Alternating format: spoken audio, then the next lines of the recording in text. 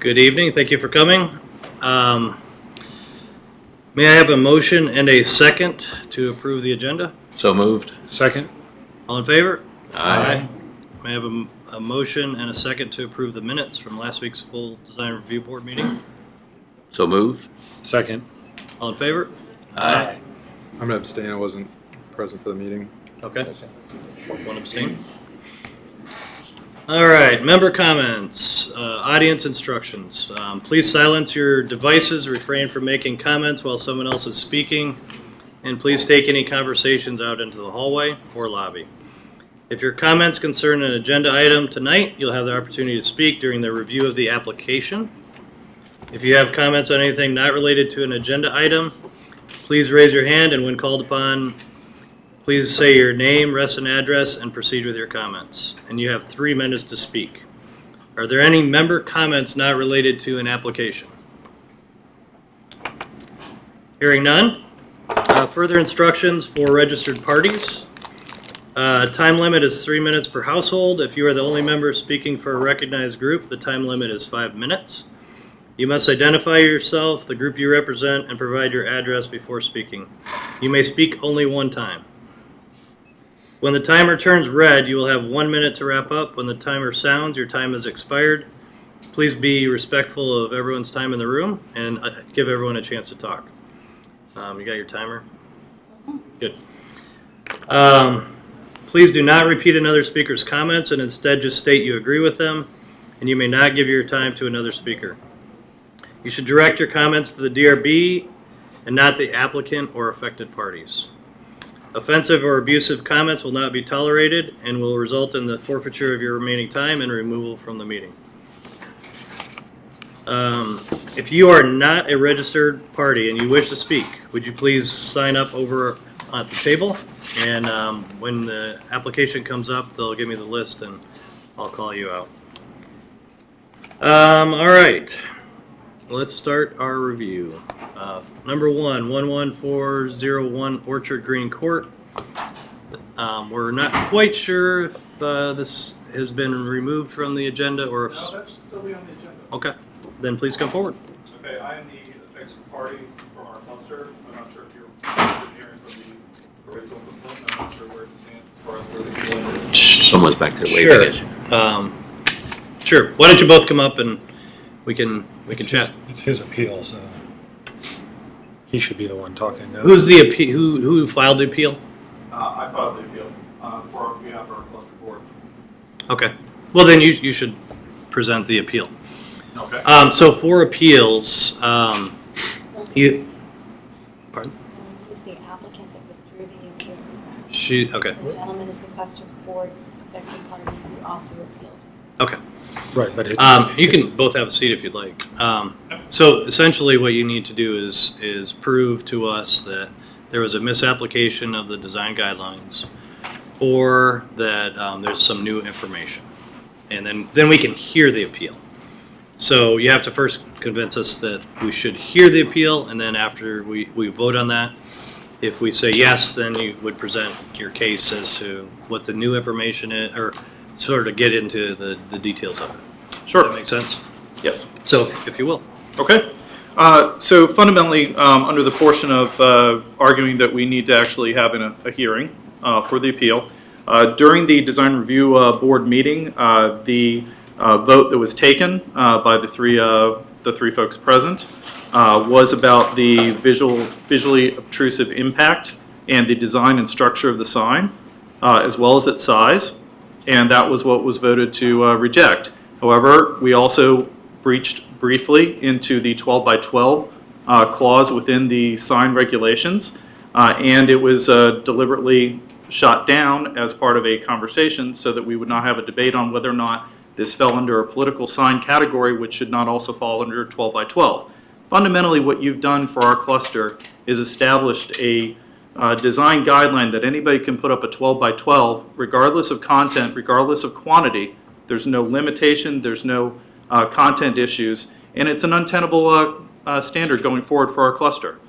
If we want to actually work on having a sign-free environment other than what's required under real estate and other kind of requirements, A 12 by 12 means anybody can put up whatever they want, whenever they want. With the design ruling that you say, the design review board notes the applicant may install a sign no larger than 12 by 12. It doesn't talk about limitation, it doesn't talk about content. And I would say it's a misreading of the rule there, and I would presume that that rule is designed for security signs, things along those lines. Further, we would also, I believe we included in part of our application here, the interest in the cluster in setting our own rule if you are unwilling or unable to enforce the Reston Association rules regarding signs.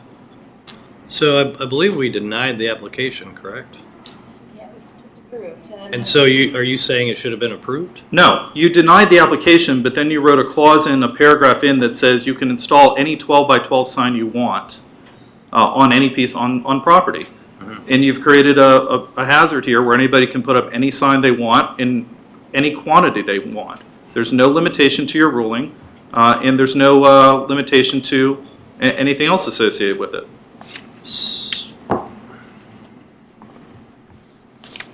So in the design guidelines right now, it does say that you can use you can have a 12 by 12 sign. So it also says that political signs are governed under different rules.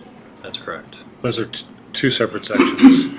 Those are two separate issues, but it's all the same issue when you issue a ruling that says you can put up whatever 12 by 12 sign you want, period, without any recourse.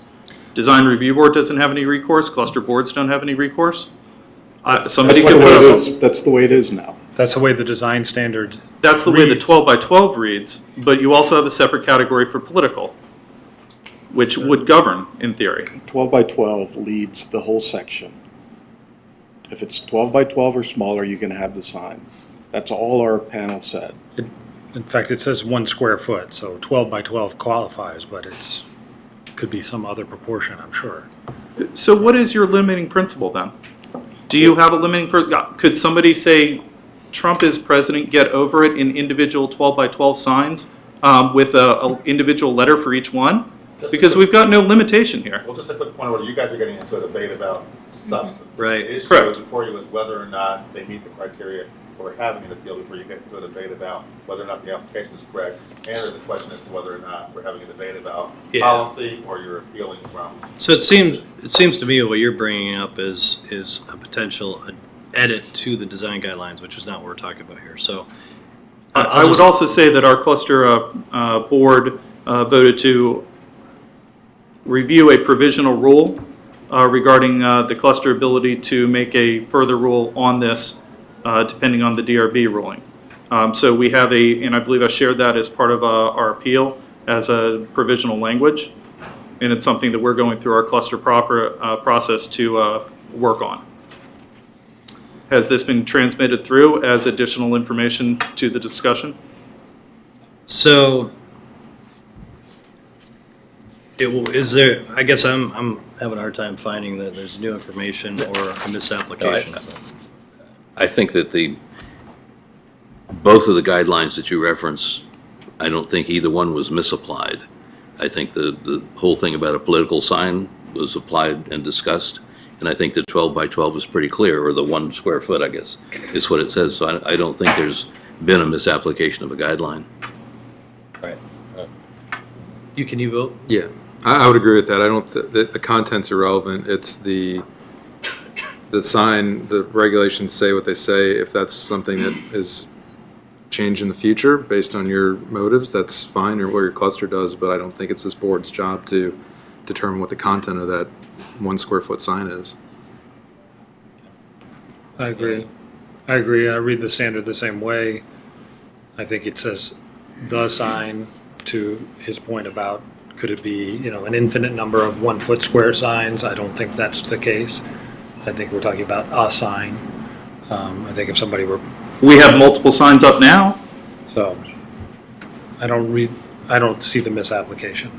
So we're reviewing this as an appeal. Mm-hmm. If you have other issues related to other situations, that would be a different case.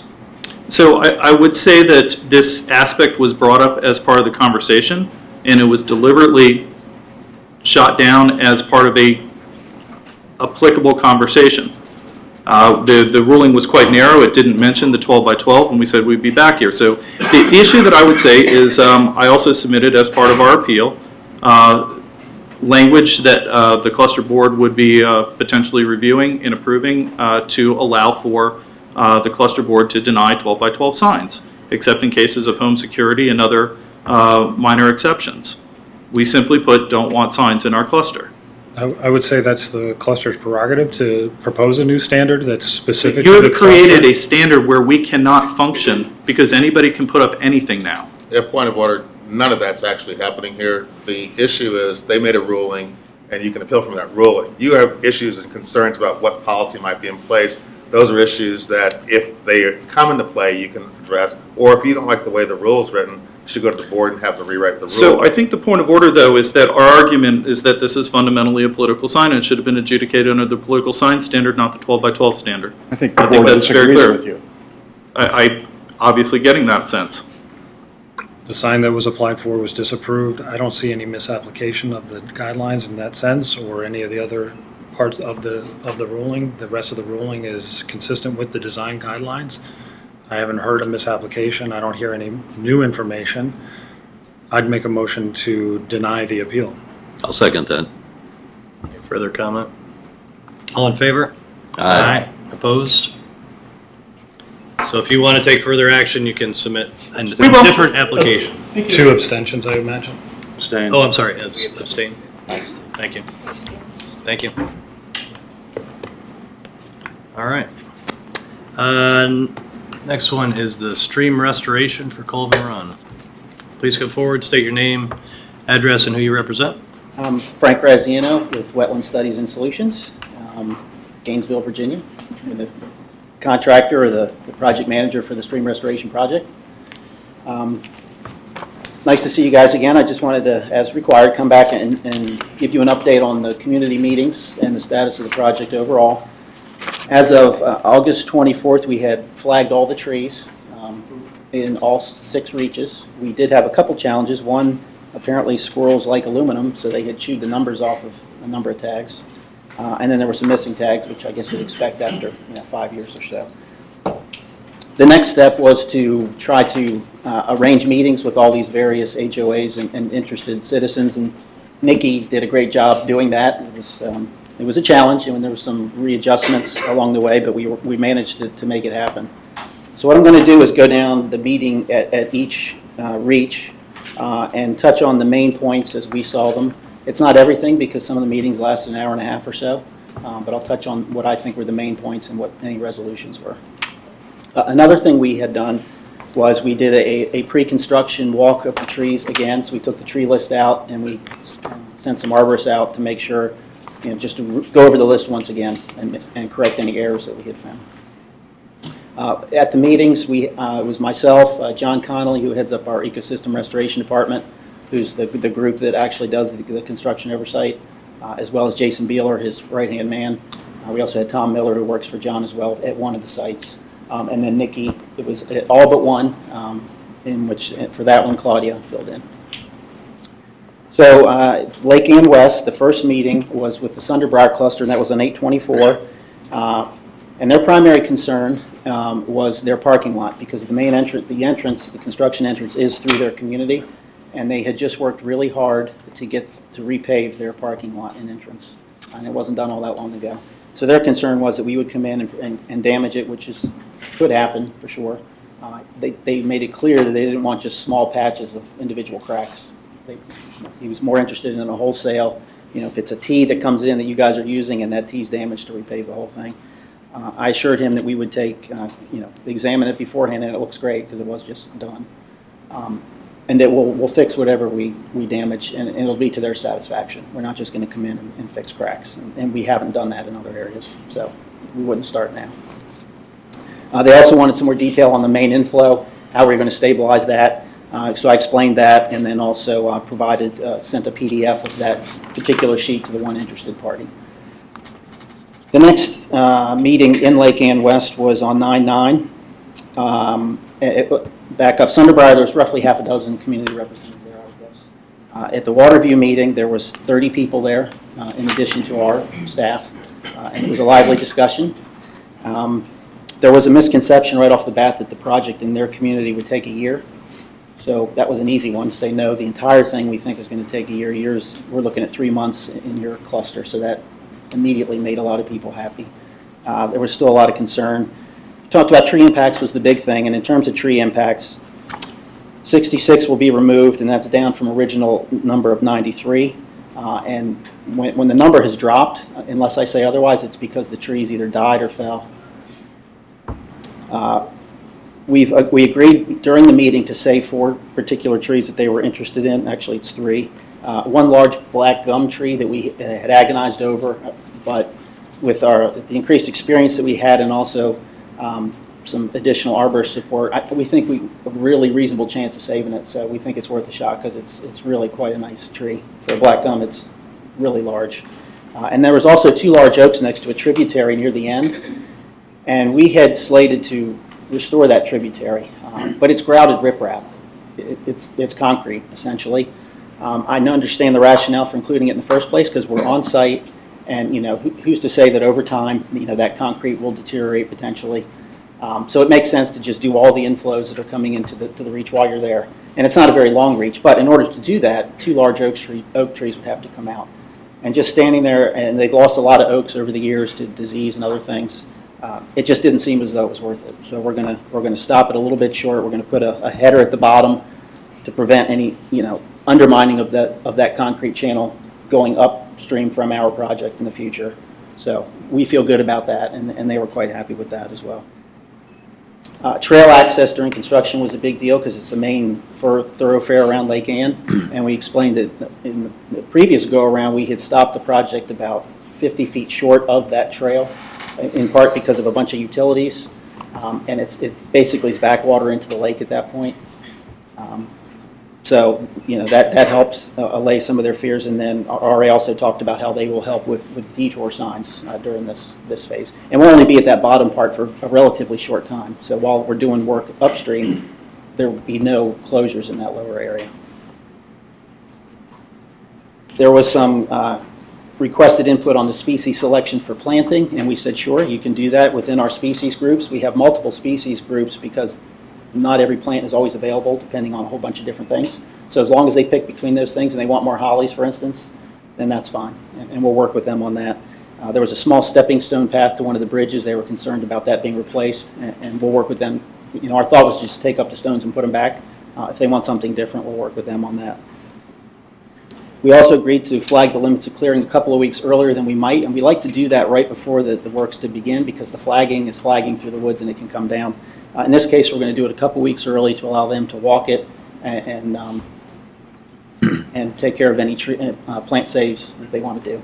And also and I should say, as far as the limits of clearing, the overall process on every one of these will be to put up the flagging, and then we'll walk it with the contractor and confirm the final tree count as far as the limits of clearing goes. Because sometimes it's just as simple as moving a stake to save a tree. So that process will take place with all of them as well as here in Lake Ann West. In terms of the schedule there, we're going to, as I mentioned, flag the limits of clearing mid-October, and then the tree removal would begin early to mid-November. So that takes care of Lake Ann West, 2 meetings there. Lake Ann East, we also had 2 meetings, and basically it was the east side communities, and then the other meeting was the west side communities. The attendance there was roughly 7 to 9 people at each meeting. In terms of the tree impacts, there's 109 to remove, and that's down from 111. We're going to save an additional 3, but we also found that we're going to remove an additional 9, and 5 of those were ones that we just didn't flag originally. They're right along the trail, and we're not sure how we missed them, but we're walking with the community. It became clear that we're not going to fit through that hole, and they're poplars, so the concern about their root structure underneath the access road, even though we're going to have deck mats down, we added them to our list and explained that to the community. There's also a couple of very large poplars at the bottom of the reach that we had slated to remove, and under reconsideration, we don't think we need to for the stream, but they're in declining health, so we're going to talk to the community to see if they want us to take them down, and we will while we're there. They had concerns about the trail access near the stockpile area because it's that same loop around Lake Ann, just on the other side of the lake. And we have a temporary trail planned, a mulch trail, And there is a hill there, and that'll have to be accommodated during the project. But it will allow people to have a continuous route around the lake. There was concerns about screening between the two sides.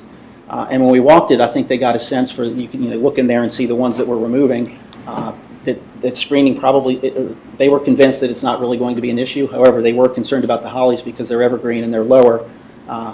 And if there's hollies in an area where we're going to have a cut in, even though it may not have been 4 inches and we didn't tag it, it's going to come out, and we made that clear to them. But we can also plant more hollies, and they expressed some interest in that in certain areas, as opposed to some of the other, just random trees and shrubs that we would ordinarily plant. In terms of Lake Ann East, well, just the overall schedule for construction before I continue with the rest is Barron, Cameron, and Vantage, they started flagging today, and they're going to start with those two. In part because of the bridges. We don't need a bridge in Vantage. We need a couple in Barron, Cameron. In terms of getting them delivered, because the manufacturer's working on them now.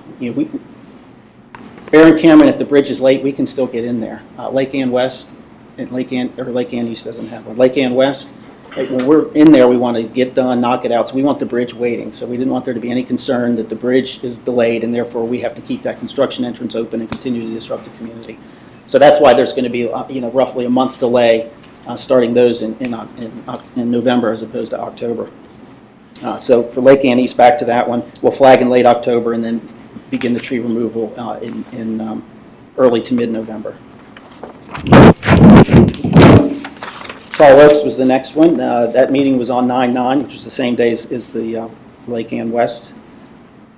There were 4 people in attendance there, representative of the kindergarten, nursery, or daycare, the condominium on the hill, and then as well as a resident that lives just downstream of the project. There's 251 to be removed there, and that's down from 290, so there was a lot of trees that were lost in that reach for whatever reason over the past 5 or 6 years or so. We're going to save a couple more that we had not planned, and we're going to remove 5 that are path safety issues because they're now leaning over the access path, so we'd have to top them to the point where they wouldn't survive, so we're going to take those. And again, when we walk the limits of clearing, there may well be more that are saved below this number. Trail access because of the kindergarten or the daycare was a concern, and also the proximity of the daycare. And she could see where the project was, where the limits of clearing were, and she's no longer concerned that we're going to impact it. We're not coming in that way. We're coming in off of Wheelie Avenue, so there really shouldn't be any impact other than noise to the daycare. And as in the other ones, we'll put up signage to help with any detours that might have to take place. There was also a question about the benthic organism impacts. And the concern was that the bugs are the things that live under the rocks are not coming back. And it's true. So thus far, we're required to monitor every year. And they're just the quality of the benthic community is just as bad now as it was back then. The habitat has improved dramatically with the stream restoration.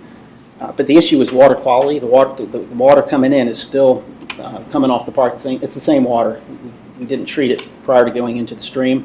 I think if we could retrofit an entire watershed, we would see some significant differences. And it still may come back. And there's a lot of debate in the community, the technical community, as to how long it takes bugs to come back after a restoration.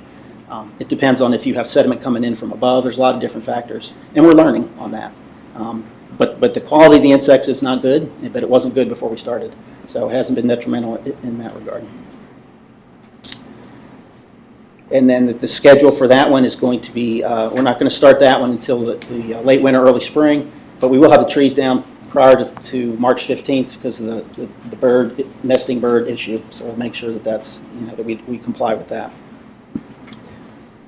Buttermilk, we just had this last Saturday. Very similar concerns to other reaches, and this one there was 20 or so people there, well represented. It was a lively discussion. In terms of tree impacts, 116 to remove, and that's down from 172.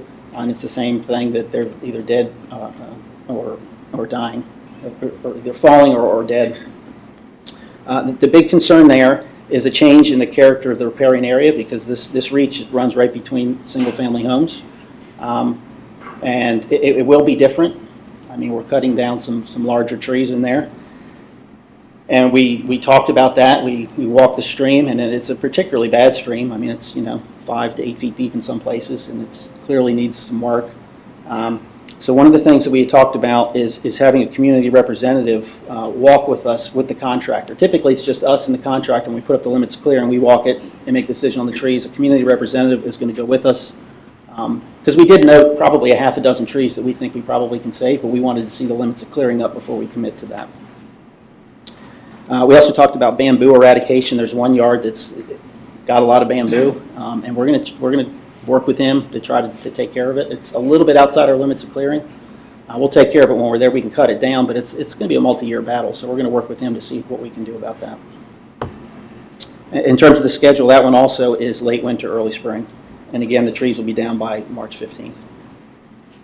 Vantage, despite our attempts, there was no response in terms of wanting to have a meeting. And there wasn't the first time we went through this process. And it doesn't surprise me because they're pretty well removed from the stream, which is right along Baron Cameron Avenue. We put the flagging up today, and who knows, we may get a call, and if we do, we'll go out and meet with them. There's 84 to be removed, and that's down from 89. There was an additional 3 that we noted because of a change to the entrance. There was a safety issue that would come down that was not in the original plan. And again, when we flag limits of clearing, we may reduce that number.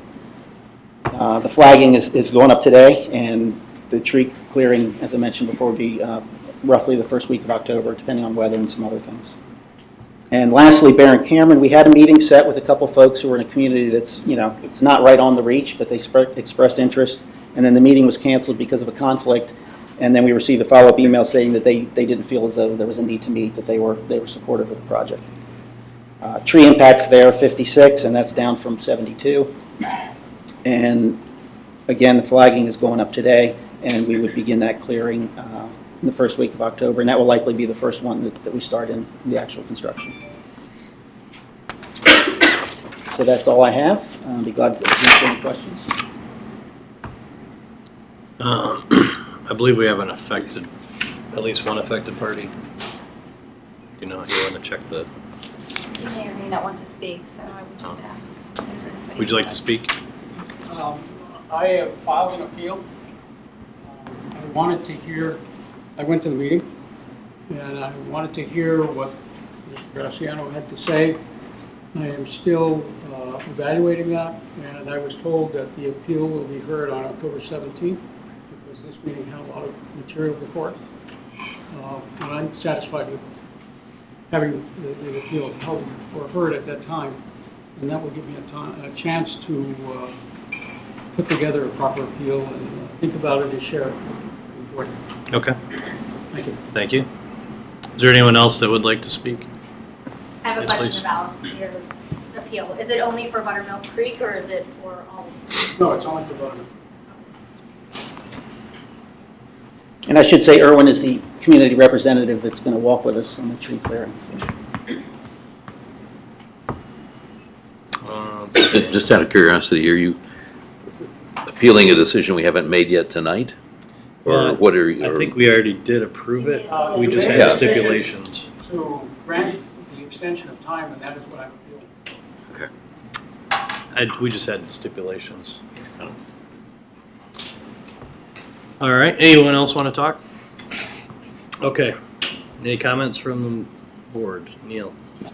Graham? Nope. Richard? I'm just wondering what action are we supposed to be taking here?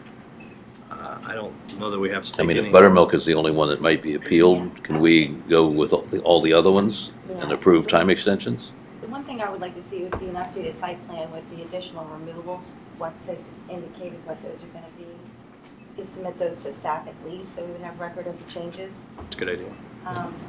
And then you've already approved everything here, so they're following what the stipulation was to report back to you at the community meetings. We only have one problem potentially with Buttermilk, so we'll wait and see in October. I don't think you have to. So which drawing would you want to see? It sounds like you have some updates, but I'm not sure. Yeah, we did, but they're not final. I mean, would it be okay after we get the limits of clearing up and we walk with With the these contractor. communities and we have the final tree list that we updated at that time? Seems like that's the one you'd want, right? Do either of you have any comments, questions? So thank you for working with the community to have these meetings so quickly too. I think that's great, but I don't have any other. Yeah, it's a good process. I think that worked well. We asked him to be back here at this meeting. Thank you for coming back as we asked. I had to, right? So we're just going to add a further stipulation that they add an as-built sort of removal. They'll just present the final plan once they've done the revisions and they've got all their. We'll have our tree removal sheet, and it'll have different color X's for ones that changed. Okay. Do you want us to officially state that or not? We've done so many of those, I think we're good. We'll just have them come But back. do we need a motion to approve the time extensions? No, we've done it all. Already approved it. He's just reporting as we asked him to last month. I think we're So good. any modification on any plan that's already previously approved, they have to come back to you to change anyway. So Okay. they'll just come back and do that then. Yeah. Thanks. Yes, sir. Thank you. If I may, I'd like to request that if you do a tree update on buttermilk, that you share it with me. Sure. As soon as you can. Absolutely. Okay. I mean, it's not going to take place until we set the limits of clearing and we walk with you. Oh, so that's much later. So that's going to be, yeah, that won't be until February. winter time. Yeah, Okay. Thank you very much. thank you. Have a good night. Thank you. Okay, number 3, 11400 North Shore Drive. Please go forward.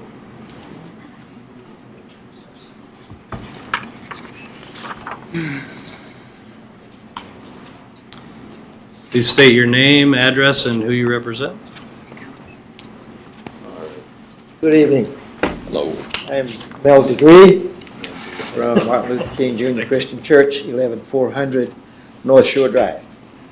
And we're here for the third time to present our plan for putting up a new structure.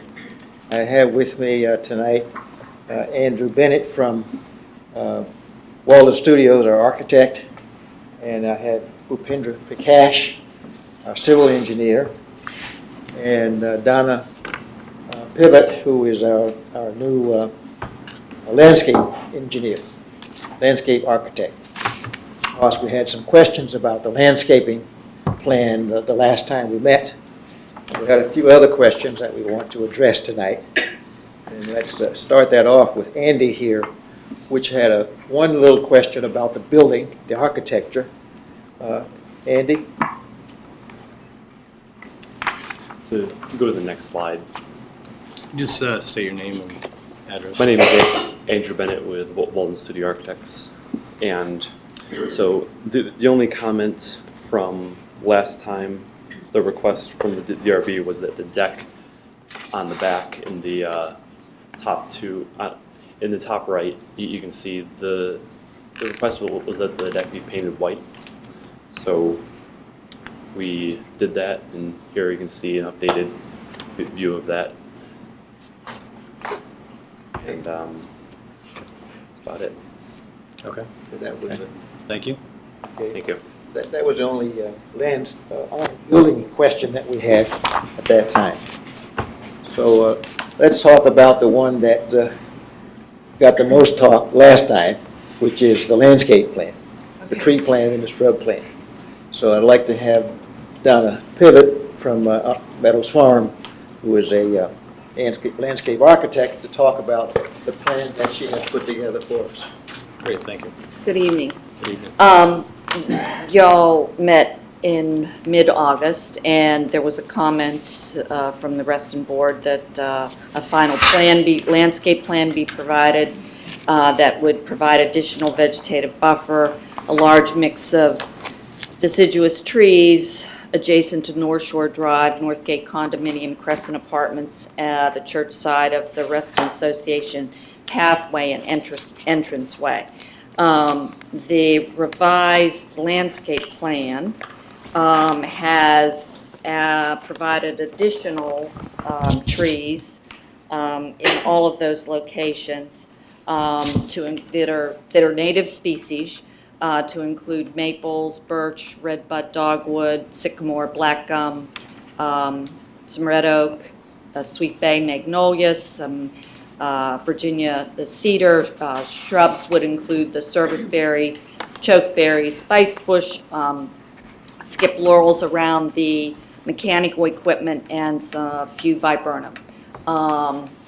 So that mix of plants has provided additional landscaping to the subject property. Anybody have any questions? Neil, do you have any questions? Well, I'm sometimes at odds with the native species folks when it comes to eastern red cedar, because I grew up on a farm where it drove us crazy. And you got a lot of it here, all along the path, right? I mean, I don't think that's appropriate as a continuous border along the RA path. I can see why it's mixed in sometimes, but not as a single species all along that RA path. And it looks like the primary species at the mechanical farm too. I'd rather see holly or something just a little more, just a little less scruffy than red cedar. Other than that, I think it's really good. I mean, and I'm not a landscape architect per se, although I know a little bit. I think it looks like what we asked for. Yeah, okay. Graham. Thank you, Neil. Yeah, nothing really to add. That row along the path also struck me as odd, but I thought the intent was to get a little more variety and not to see such a row of soldiers of the same species, Especially red cedar. Yeah, I agree too. One question I had, I couldn't tell the difference between the eastern red cedar and your shrub and your keys. And I don't know if it's just the scale is different, and if those are indeed eastern red cedars, or are they shrubs? Shrubs. Maybe they're the shrubs. yeah, I did. Black chuckberry. You have the eastern red cedar sort of in a straight line, and then as you come around the curve, that's where the shrubs are. But graphically, the designation is Same. the same, except that it might be on the table that I'm looking at, the eastern red cedar is a little larger.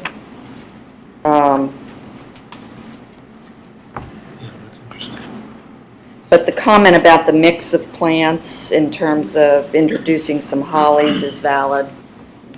Now I'm rethinking this whole thing, because if you look up by the mechanical yard, there are 3 larger symbols that now I'm thinking must be the trees, and everything else along that path is. Those are sycamores. Oh. No, these. The 3 large circles that look like the eastern red cedars. He's talking about the ones right next to the path. Okay. They're bigger than the smaller ones that look the exact same symbol-wise. Those are eastern red cedars. I'm sorry, I misspoke. Those are eastern red cedars. And so everything else along that path row is presumably then the bushes, not the eastern red cedar. Graphically, they I think we need are different plants. we should have a plan that keys what these are. There's no arrows with keys that I see. How do we know anything? I mean, it looks like it graphically, but I mean, It sounds even, like we maybe need some clarification along that. even the bushes are all the same. There's no way of telling of these symbols which is which. unless I missed it. What's that? You guys didn't see that? Yeah. But it's not keyed. Yeah, but all the symbols are the same, and they're not designated on the plan themselves as which one is which. Okay. Richard? Just a couple of comments. I agree with what Neil and Graham both and John said. I think the one thing we try to do here in Reston is to, particularly along our pathways, is to have it look more forested and not necessarily just a screen. I mean, I don't mind seeing this building you're building through the forest. It's going to be a pretty building, and I don't think we necessarily need to screen it. So I think I would take a slightly different approach to what happens along the pathway. I think it would be more of a benefit to people walking the pathway if they were looking through a forest and saw your building beyond, instead of trying to create a wall. I mean, we have guidelines against creating visual fences with planting, so I think I would want to break that up with a variety of plants and make it look more forested and not just a screen. The building's going to be worth looking at, I believe, by the time it's all done. And the comment about some more variety, but that long line of red cedars or whatever they are, I think that needs to be broken up, just look more like forest. Everything else along the path is forest, and to all of a sudden come to a wall of cedar is going to be not as appropriate. It's just more forest. That's all. I agree with Richard. I'll start off with saying I think the mixture of plants on here and the plant palette is a good or a great improvement over the previous plans we saw. But to try to get a more natural feel and incorporate more ornamental trees along that pathway in some clusters and try to get some good view sheds into the building because it is good architecture and people want to see it. So, screen the mechanical area heavily and create some pockets of naturalized plantings along that pathway. And I think the landscape plan's been a great improvement. Bruce? I agree with these comments. I just would like this for us to be able to see what you have in mind using these comments. Yes, sir. I just want to maybe continue this conversation a little bit because if it is what I now think it is that along that path it was intended to be these shrubs. If we assume that for a second, these sizes that are listed here, those are sized at installation. Is that correct? In the schedule. So if I see serviceberry 5 to 6 feet tall, is that at installation? That's at installation. Okay.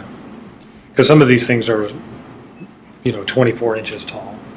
So what I was seeing initially as a row of trees that I didn't really like it as being one species of tree, now I'm seeing maybe a whole variety of some 2-foot things and 5-foot things. And I'm not sure that that's really what we intended either.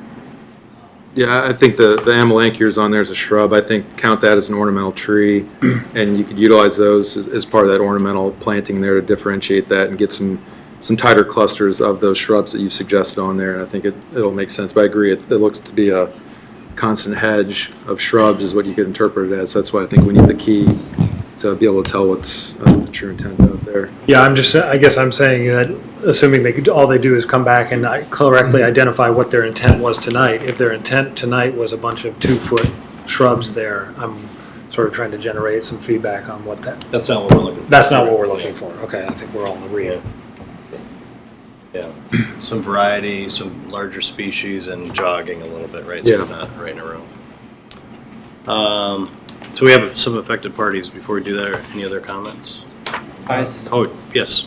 I reached out to the affected parties, Mr. Bovich, and he was going to give me a call back concerning some discussion.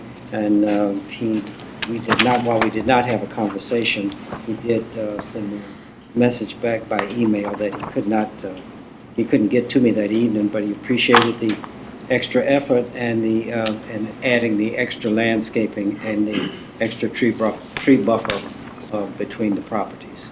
And that was the only affected party that I actually heard from. But I did contact all of the people that I could contact through email. Great, thank and you. I heard back from Mr. Bovich. Okay, thank you. Yeah, Mr. Butler, please come forward. Sean, if I don't come up to the microphone, Sean will bug me. Regarding the planning along the pathway, what I'd like to do, and I know you all want to see the details when you come back, what I'd like to do is see that palette and run that by my staff. We deal with encroachment of mature plants over the pathway, which we then have to prune, and then it looks like crap. So that's the nice way of putting it. And so what we'd like to do is work with them specifically on the species selection and the distance to the edge of the path, so that in 3 years we don't have a cherry laurel that is now growing over the path that requires us to prune it every year. So if they're willing to do that, I'm sure my staff would be happy to do that up front rather than do the maintenance annually thereafter. Sure, we'd be glad to do that. Sure. Great, thank you. Thank you, Larry. Any other comments? Yeah. My name is Bhupendra. I'm the civil engineer, and I have to get this plan approved so that they can build. We are at the third time, and it looks like we'll have to come the fourth time, another time. But we have to go through the review of the county system. And we would like to incorporate your message this evening in a revised landscape plan, and then again with the county urban forester and with Reston Association executives here, and then come back finally to you. We are stuck in a, quite honestly, and permit me to say, in a series of meetings, and we're not getting to take our plan back to the county. Am I misreading the approach here? Well, we might be able to take a different approach, but I think we'd like to hear from the affected parties first. Yes. So, are any other comments from your team? Is that it? Okay. Affected parties. I have, looks like 2. Well, 2 of them said they don't know. Oh, I'm They sorry. said no. So Mel Degree. That's right. Okay. Oh. Okay, you're the applicant. Very good. So you're good. You already spoke. Donna. Pivot? Oh. She's a landscape. Okay. All right. Are there any other affected parties? Okay. All right. Hearing none. What I was going to suggest, seeing as how the intent is pretty darn close to what we were looking for, with the exception of our comments, are we comfortable having Larry work with them and get final approval by either staff or consultation, something less? It doesn't seem like they need to come back to the full board. That's just my opinion. That's what I was thinking. If Larry and his team are going to work with the applicant to resolve this and get the plantings to work with the trail, that would be sufficient. I think it should come by the board, though. I don't, you know, we've made comments. We should see that it complies with our comments. So however we need to do that. Would you be comfortable doing that through consultation? However we need to do that. The board, members of the board should see it. I think we're only talking about the one area down at the bottom of the drawing there where the wall of red cedars is along the trail, and if that can be modified. And we approved this at last month's meeting. This is a stipulation only that you provide the final landscaping plan. And we will bring the revised plan back to you in a fourth submission when we are finished with the county and finished with Larry. I mean, all of this is tweaking in my mind. Yeah. Yeah. So it wouldn't hold up a county approval. It Shouldn't. It wouldn't hold it up as of last month. Right. As Neil says, all we're asking is to see the final. Correct. So if you're, you know. Do you feel like the full board needs to see that? Yeah, I agree with Neil on that. It's been full board all the way. It should stay that way. But again, it's not going to stop your process. I mean, if you modify some of the things we're talking about tonight, work with Larry and the staff here to make it look more forested, then I think that's fine. Then we just want to see your final thing later on. I mean, whatever you give to the county, go for it, you know. Correct. Are you okay with a panel or consultation, or do you think full board?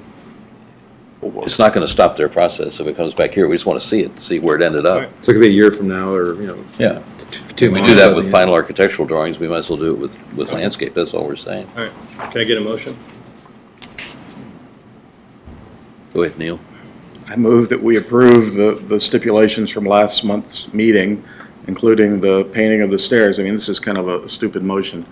And ask that the applicant return with the final landscaping plan addressing the further comments tonight, including clumping of native species, working with RA staff, and minimizing the use of eastern red cedar. I'll second that motion. All in favor? Aye. Aye. Opposed? Abstained? Okay. Thank you very much. Okay. Thank you. All right. Thank you.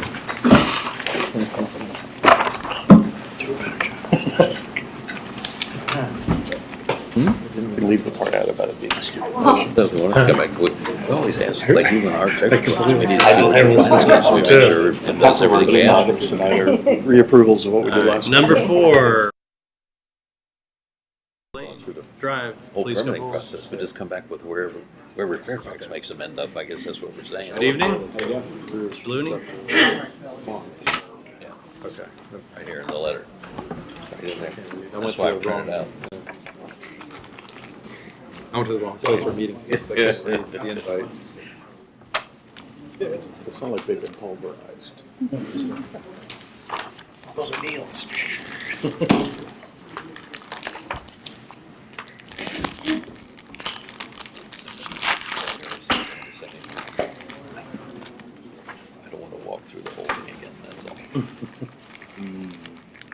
We got it. You know what I mean? Let me bring you up to date on where we are. Yeah. You know, we got it. All right. You want to get us started, Mark? Sure. Thank you, Mr. Chairman. Mark Looney with Cooley. Here to talk again about the Kensington Reston project. We were trying to figure out exactly how many presentations we've made to the Design Review Board. I think this is, I'm sure you know, north of a half a dozen, but fewer than a dozen. And hopefully, after tonight, we can move on to a little more detailed information and subsequent presentations. But just to remind the board, we were back before the board in a formal session in June of 2017, and at that point had a 3-story assisted living facility with a single level of parking below the building, and it was clear to the Design Review Board and to us that that project in that configuration wasn't going to be approvable. And so we spent some time in the month of July reworking the building and essentially taking about 30% of the volume out of the building, which resulted in the loss of a floor, bringing the call it the living units portion of the building down to 2 stories instead of the 3. And presented that at a work session on August the 1st, and thought what we had was a very productive discussion of the revised plans. You ask us to provide a little bit more attention to detail on really 2 elements. One, the landscaping component of the plan, because we didn't show any landscaping on the August 1st work session materials. And then secondly, to rework some of the architecture to move away from, I think, what was described as a ski lodge feel, and to do something that was a little bit more, I'll call it less rustic and more natural, and perhaps had a little bit more thought to the architecture. So we wanted to come back tonight in the formal setting and present to you the plans again that we talked about at the work session, but incorporating into that the landscaping and revised architectural elements that you asked us to work on.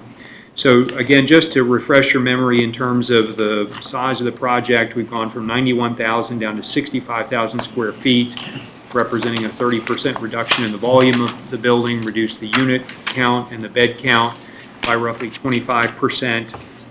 We moved the building an additional 20 feet away from the nearest Wethersfield cluster townhouse by elongating the building and moving it as close out to Sunrise Valley Drive as we could. And then, as I mentioned, change the architectural elements of the plan to respond to your comments, and have provided to you a preliminary illustrative landscape plan. And I don't want to steal Jeff Krebs from BICA's thunder, but a lot of the landscaping, as we talked about at the work session, is going to be utilizing the existing vegetation at the property line that we would maintain and not disturb along the border with Wethersfield cluster, and then to do some supplemental plantings elsewhere on the property to try to buttress that landscaping. The slide that you see up on the screen represents the footprint that we showed you at the last meeting. You'll notice on the right-hand side we had a rooftop terrace area, but didn't provide the ground level landscaping and outdoor amenity area that you had asked about, that had shown up on prior versions of the plan, that you wanted us to add back in to get a full representation of what the project would look like. Again, the porte-cochere out just off the entrance on Sunrise Valley Drive, entrance into the parking structure on the left-hand side that remains beneath the building, and then we broke it up into distinct wings in order to pull the building farther from the Wethersfield cluster. The 2 heavy black lines represent the sections that we showed you the last time at the work session, cutting between the buildings and showing the distance between the townhouses and their relationships from a height perspective. One of the things that we had heard from the Wethersfield cluster residents at the prior meetings, and that you all had focused on somewhat, was a concern about the residents of the assisted living facility being able to look down and into the bedroom windows of the Weathersfield cluster townhouses. And with the reduction in the floor height and the additional space, in the upper section there, you're really looking up into the townhouses as opposed to down into the townhouses at the upper level. And then in the section to the bottom, which represents the closest point to the townhouses, it's essentially eye level across it, looking second floor to second floor. You're not looking down into those units. And again, we put an additional 20 feet of separation with this most recent update to the plan at that location, and extended it farther out in the other section as well.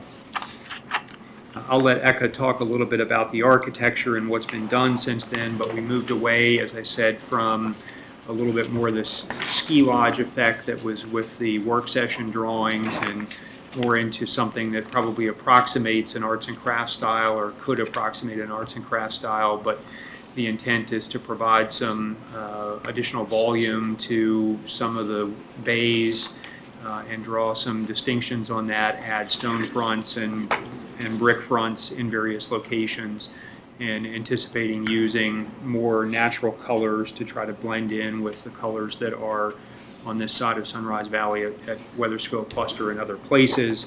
And we've shown you the four sides of the architecture and the types of materials that we would anticipate incorporating into the design of the building.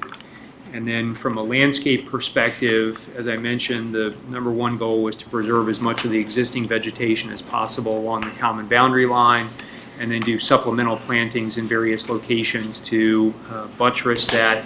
Obviously, with some of the mature trees that are out there, doing additional deciduous tree plantings could be challenged at the property line because of the inability to have the lower landscaping fill in with existing mature trees above them. And so the supplemental landscaping is really focused on some shrubbery content and other things to try to fill in gaps where we can get them. And then add additional planters and other things up against the patio areas to screen that from view, and to try to break up, I'll say, some of the visual areas along the patio, the outdoor patio, and the hardscape areas that would be provided. And this is the supplementary planting schedule and the illustrative landscape plan of where the patio would go in relation to the building, as shown here. So with that, I think we've tried to provide you with the information you requested at the work session, and we'd be happy to answer any questions that you have. Okay. Any questions so far? I think the architect was going to talk to us about the building. Okay. I'd like to hear the whole presentation. Go ahead. Please proceed. And what we did subsequent to our workshop was to refine the detail of the bracketing and also the linearity of the facade. Try to break it up and reduce the amount of brackets so that it doesn't look like a ski lodge in a way. Hopefully it's not. And then it's making it more cohesive in a way by using simple and repetitive 2 or 3 elements. On the east side of the facade, which facing the townhomes, we try to break up the linearity by adding some vertical elements that top with the gable. I think it's pretty successful in there, but it depends on how you perceive it, and adding different materials in there. I think that's those are the refinement that we did subsequent to that workshop.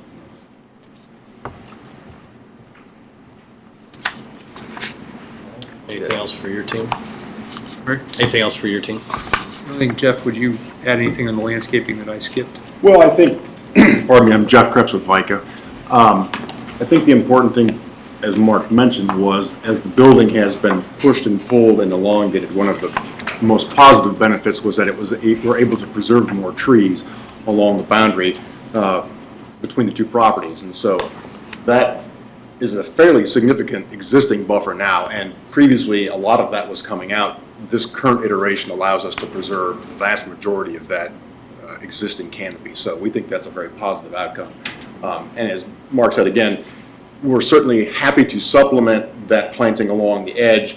It's going to be fairly shady right along that side. It's a mature canopy, so we'll do what we can to supplement with understory trees and where we have pockets of sunlight, some evergreens to help, shore up that buffer. But I think the bulk of the barrier, if you will, the buffer is going to come from those existing trees. So I think that's a very positive outcome. Thank you. All right, you guys want to hear from affected parties, or you want to ask some questions? Okay. I believe we have 8 affected parties. Please come forward and state your name and address. Thea Krennick.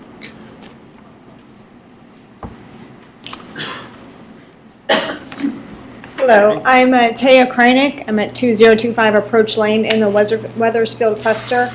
The first thing that still comes to mind is that I still believe the building is too big for the area. It brings in a use it's not contiguous with the surrounding areas.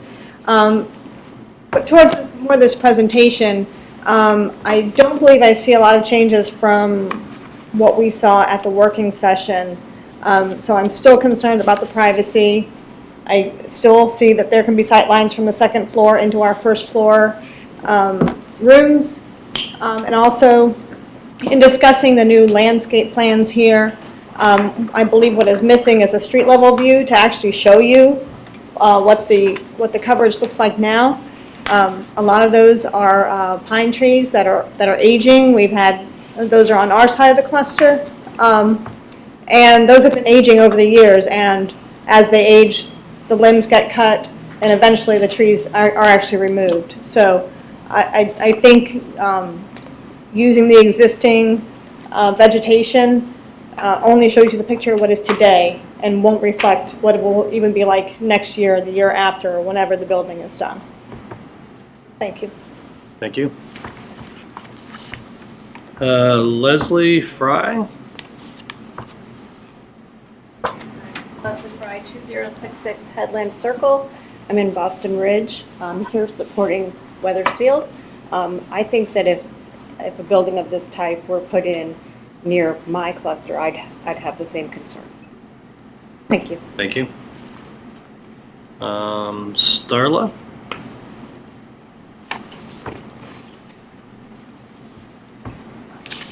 Starla Vittori at 2017 Approach Lane. I agree with what she says, the building's too big. It's prime property, it's the wrong product in that property. I think this should be an area where you all need to take really very careful decisions as to what goes here.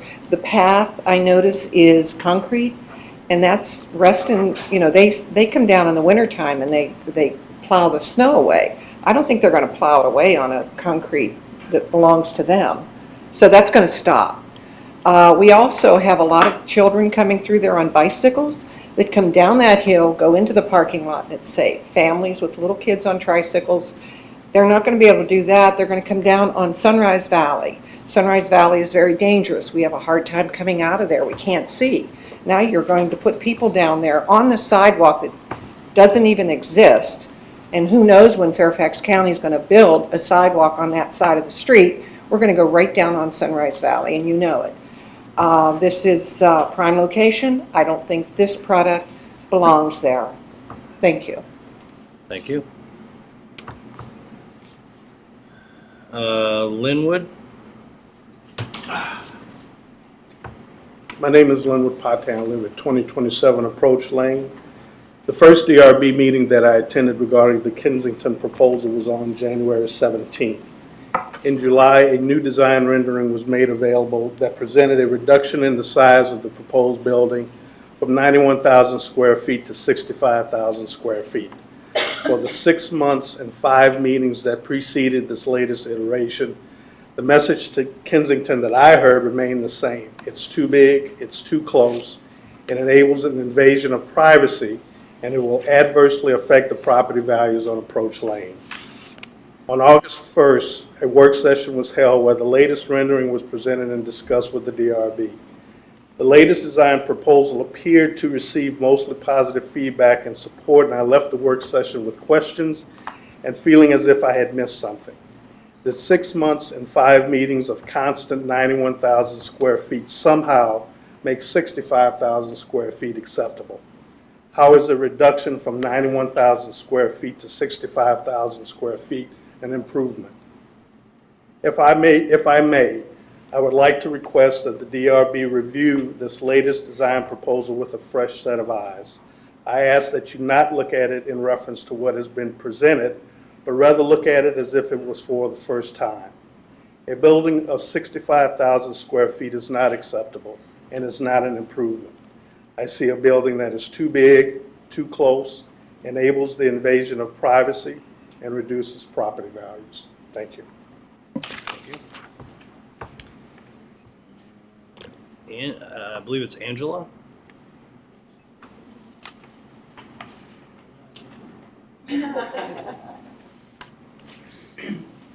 Hi, good evening. Angela Palazzolo and Gene Morris.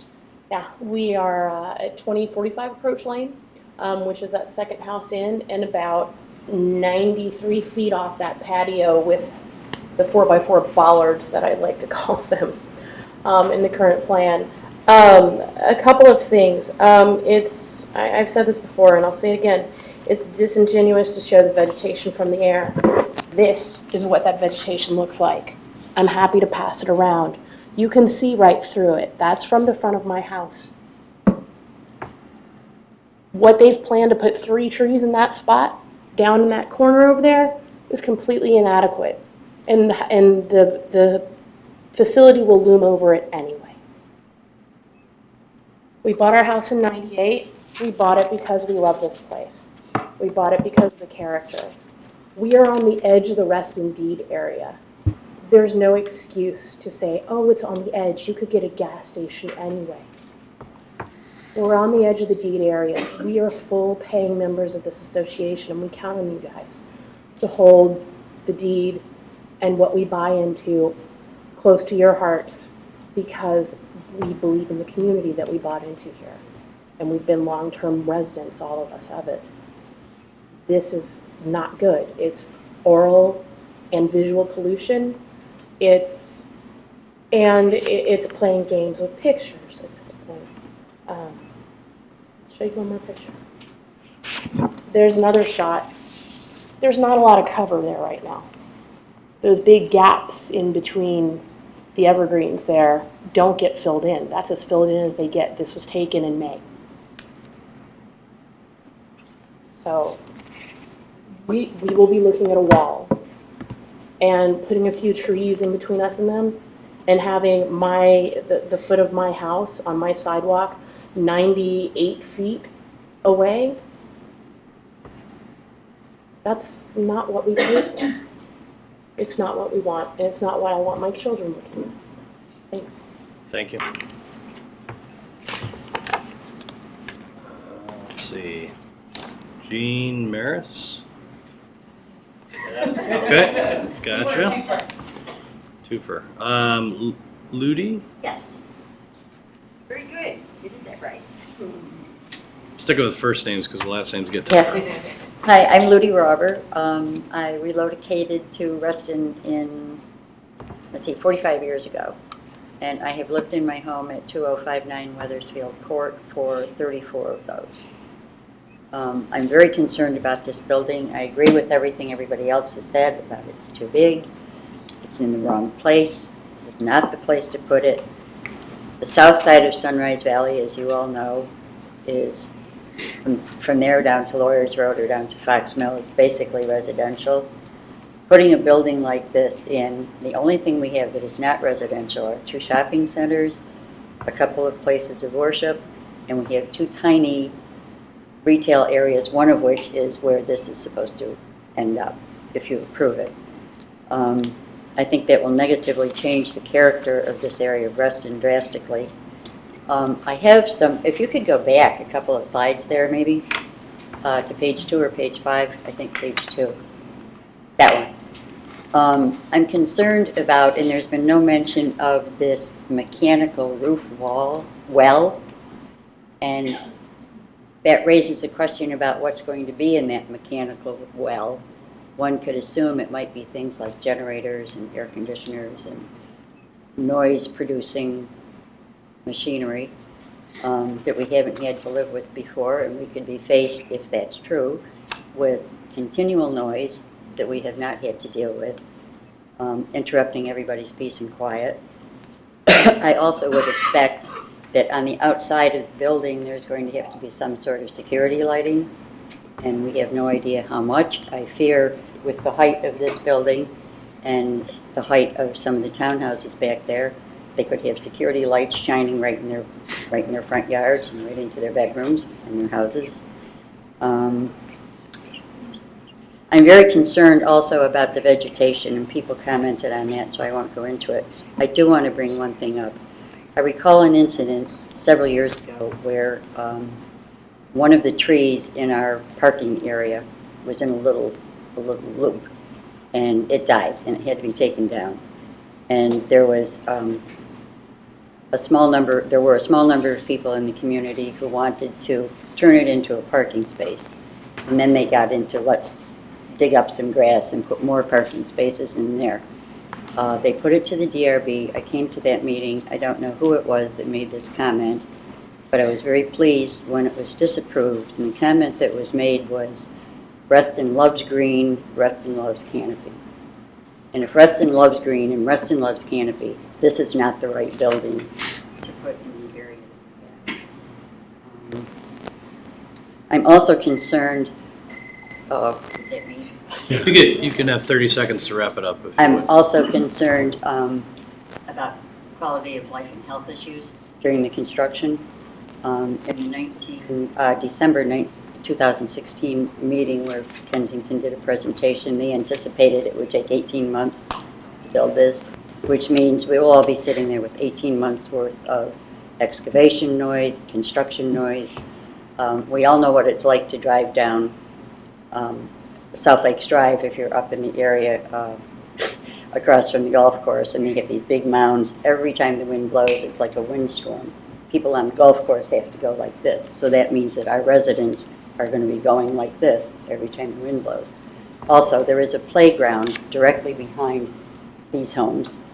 A lot of people don't know about that. That playground is used frequently. There are young children in it, and they're going to be breathing all this airborne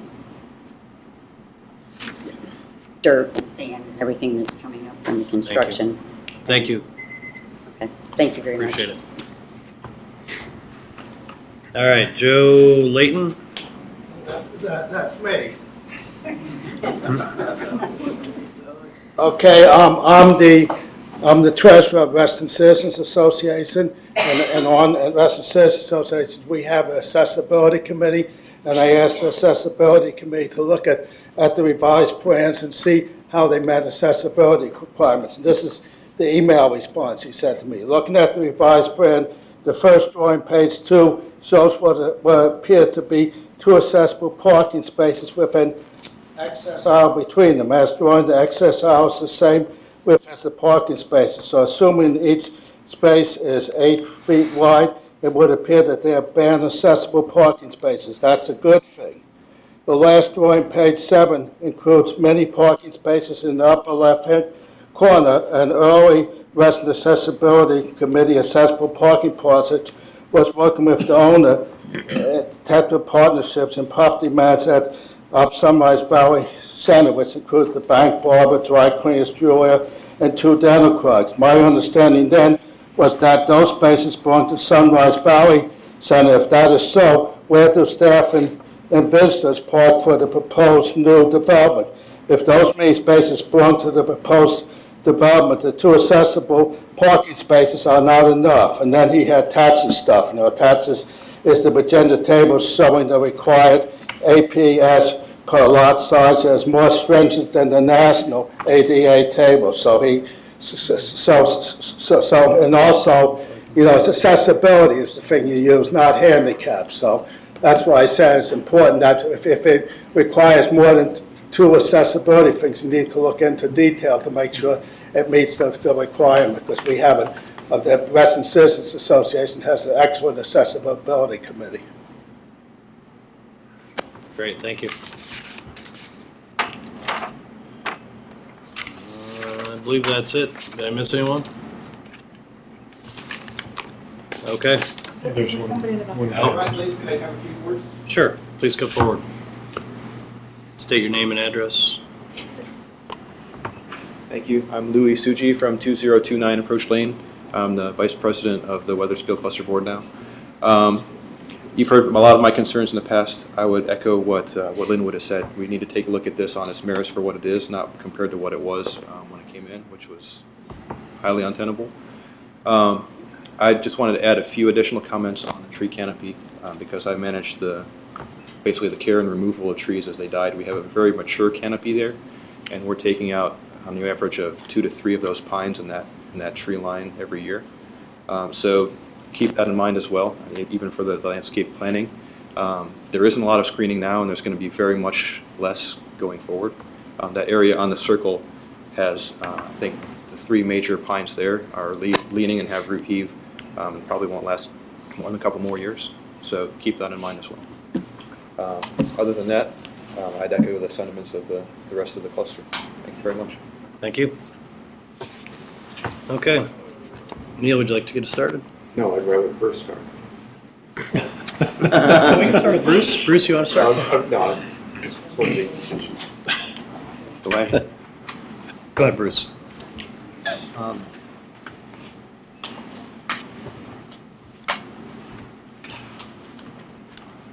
I'm trying to deal with the concerns of the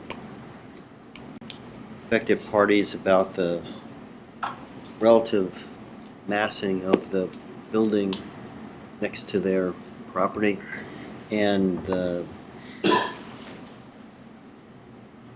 just if you know this, relative to the building that's there now, do we know what the square footage of the existing building is?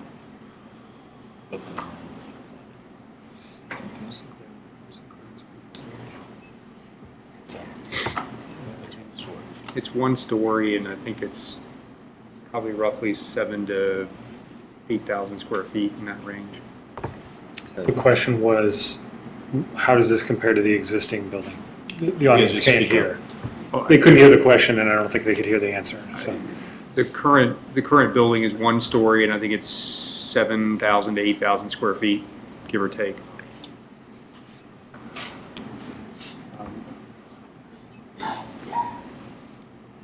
The other, I'm trying to go through some of the concerns of the affected parties. And we've talked a little bit about this. One was the pathway, and we had talked in the past about adding the pathway.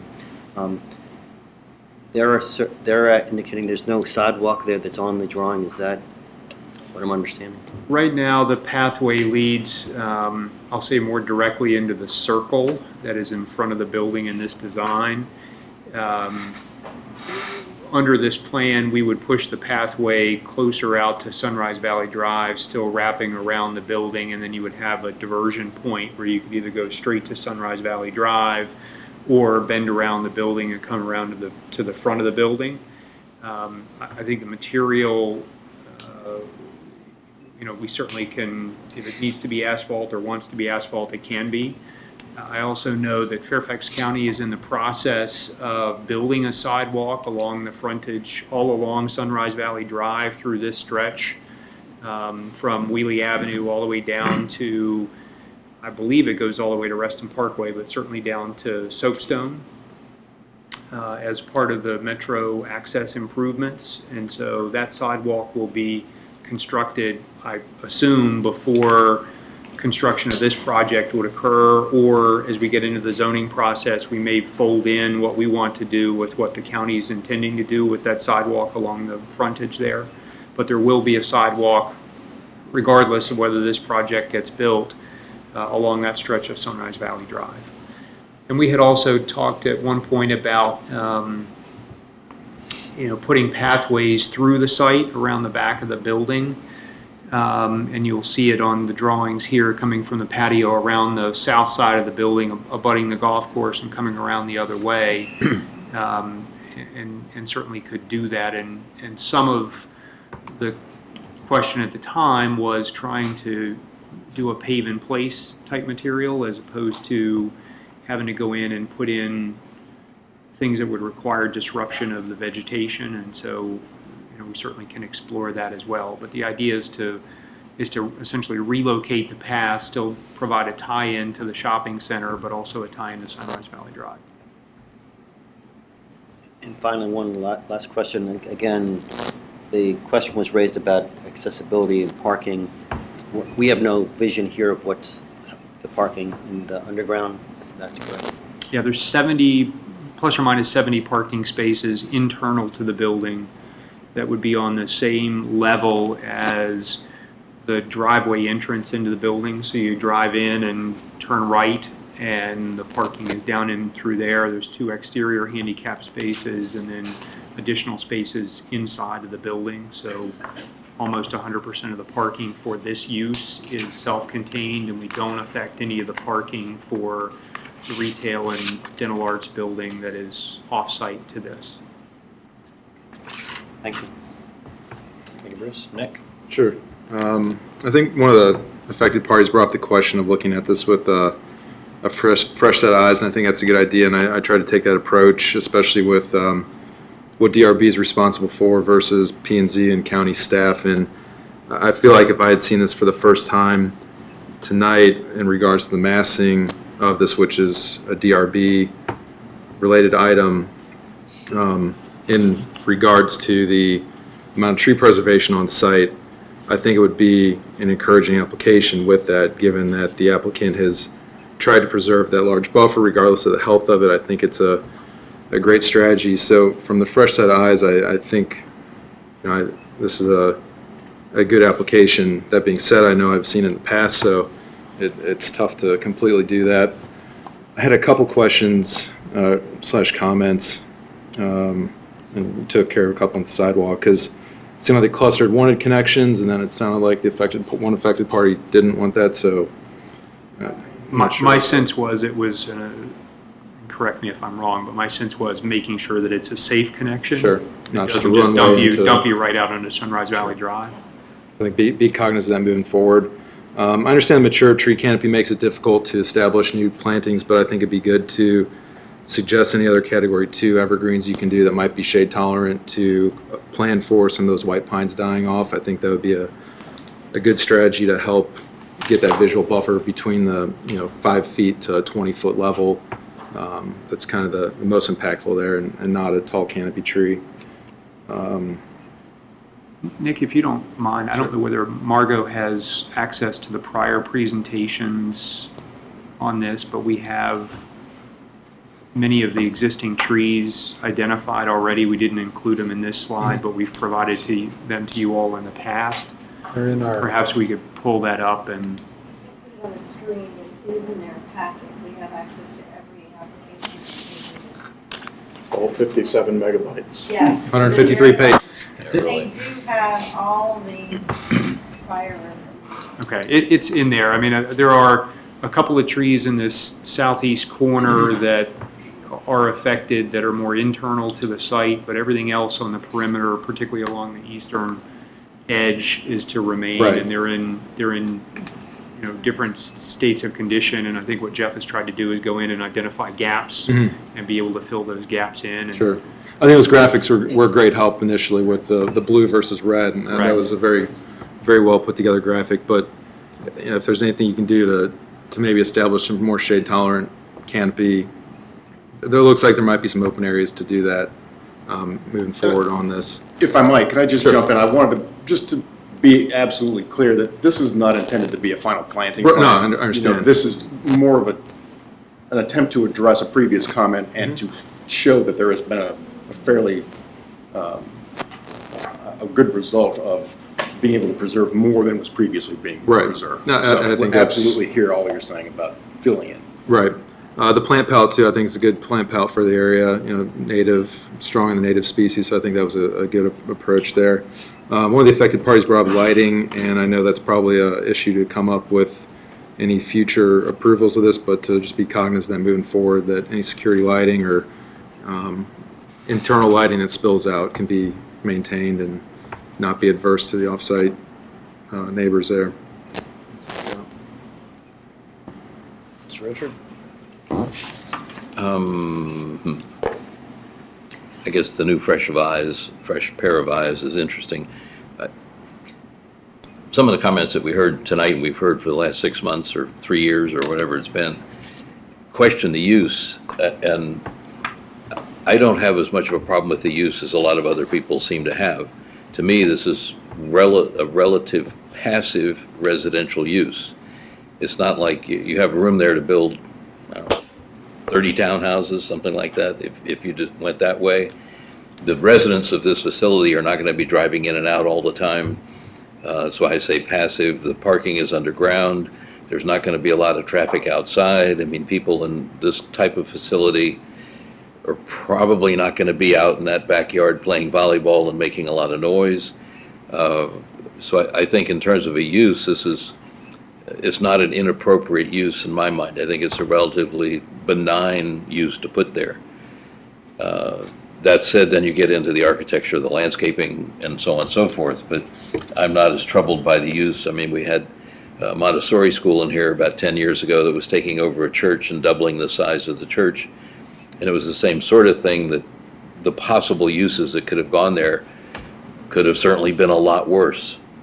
And I think this, like I'll say one more time, it's a pretty benign use that you have. It's going to be quiet. It's not going to be, I think, a bad neighbor and so on. Okay, now. Although the use is not really in our purview. It's not in our purview, but I'm saying a lot of the comments we've heard from the affected parties and we've discussed is how is this going to affect the people next door, and the use is certainly one of those factors. So that's why I'm choosing to comment on it.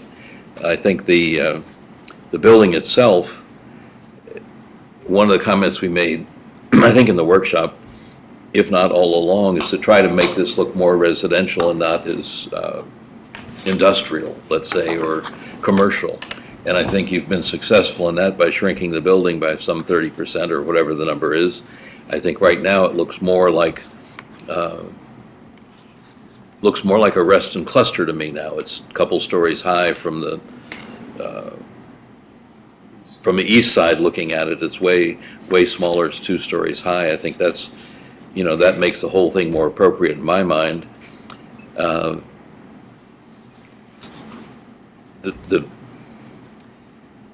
The screening, I don't know if you guys were in here listening to the church that was in here just a minute ago. And somehow we get confused about what screening is, and I think we have to be very careful what that is. They were trying to screen a Reston pathway that they were having to relocate so that you couldn't see the building they were putting there, which was, in our minds, a pretty attractive church. I think it would be a disservice to this whole project if this was just screened completely as a wall. I don't think this building is going to be unattractive. I think the scale of the building is such that it's going to be workable. It offsets itself. It's not just one long wall. It offsets some 60 feet or 50 feet or whatever it does.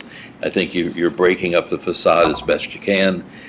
Yes, it is a big building, but I mean, certain things are just going to have to happen for this site to get developed. It's not going to stay a 8,000 square foot, 1-story school forever. So I think we have to really pay attention to what we mean by screening. And also with screening, there are 2 sides to a property line. I think if the neighbors have issues with screening, they have room on their side to provide screening. I don't think it's quite fair to expect all the, in quotes, screening, and I don't mean walling it off, happen on your side of the line. It can happen in both places. I think as we get into this and we begin to see a more finite landscaping plan, we can get more specific about where we think things have to happen, whether it looks more forested, whether it's more screening. Some places where it's a little closer, we might want more, in quotes, screening. Other places, we might just want a more natural look, like along the little sidewalk. And I don't know if the sidewalk's concrete or not. That's neither here nor there. We'll get to that. I mean, if it's a Reston trail, it's asphalt. I think the comments about the accessibility, I mean, theoretically, this building needs to be, because of its use, has to be accessible to everybody that uses it. So I don't think that's going to be a problem. I think the 2 accessible handicap spaces outside are certainly meant for visitors. They're certainly not meant for residents of the building. I don't believe any of the people that are residents are going to be driving anyway. It's merely staff coming and going, a couple of service shifts and so on and so forth. I think the horror would be if you went back to a 3 or 4 story building, which I was strongly opposed to back then. I mean, like the townhouses that are being built down the street from here on the other side of Sunrise Valley. Unfortunately, we had no purview over that. If something like that happened here, I think it would be even worse than what's being proposed tonight. I mean, this is, like I said, it's pretty benign use. It's a pretty low-scale building. Yeah, it's a big building, but it's, it's still, I think it works there. Comment on the sidewalk. The sidewalk folks came to us 6 months ago, whatever, with their plan.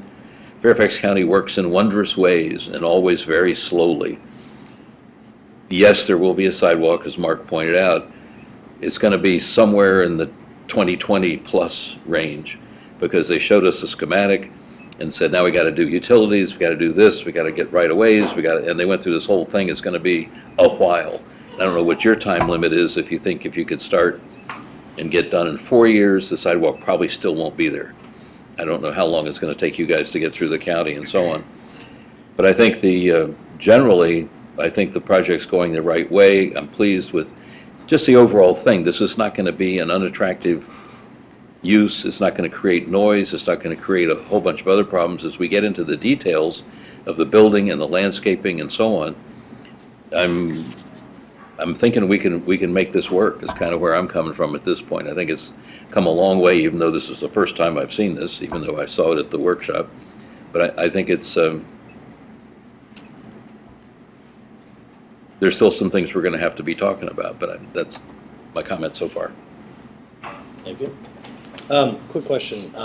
For those of us who were not at the workshop, is this consistent with what you perceived as our comments during the workshop? This is what we saw in the workshop. I mean, these drawings pretty much is what were shown in the workshop. Any comments that we changed or made comments on? We asked some comments about looking is from the east side to finalize that elevation, because the right side of the elevation was kind of incomplete. They've done that. They've finished doing that. I think the comments they're making tonight about the existing vegetation and leaving as much as they can of the tree cover, that was a comment. We summarized those comments in one of our documents around here that you signed that pretty much said all the things we talked about. So I'm not seeing anything tonight I didn't see at the workshop. If that's what you're asking. Because some of us weren't there. Yeah. Grant. I was not there. So I feel like I'm in a weird position because on one hand, I agree with much of what Richard said. I think the architecture is nice. I think in a way, the first version that we saw was pretty nice from an architectural elevation standpoint. It's clearly relative to what we've seen before. It's much less impactful. So I think there are a lot of improvements in that regard as well.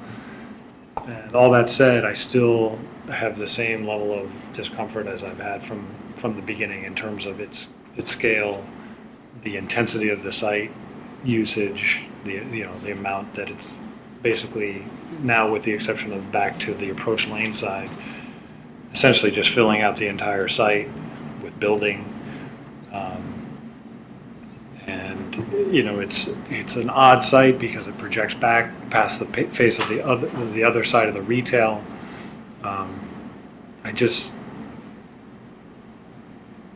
I've never had a level of comfort that this is an appropriate use of this site and the amount of development that's happening here. And despite all the improvements and reductions, I'm still sort of in that same feeling. I guess I don't have any more to add than that.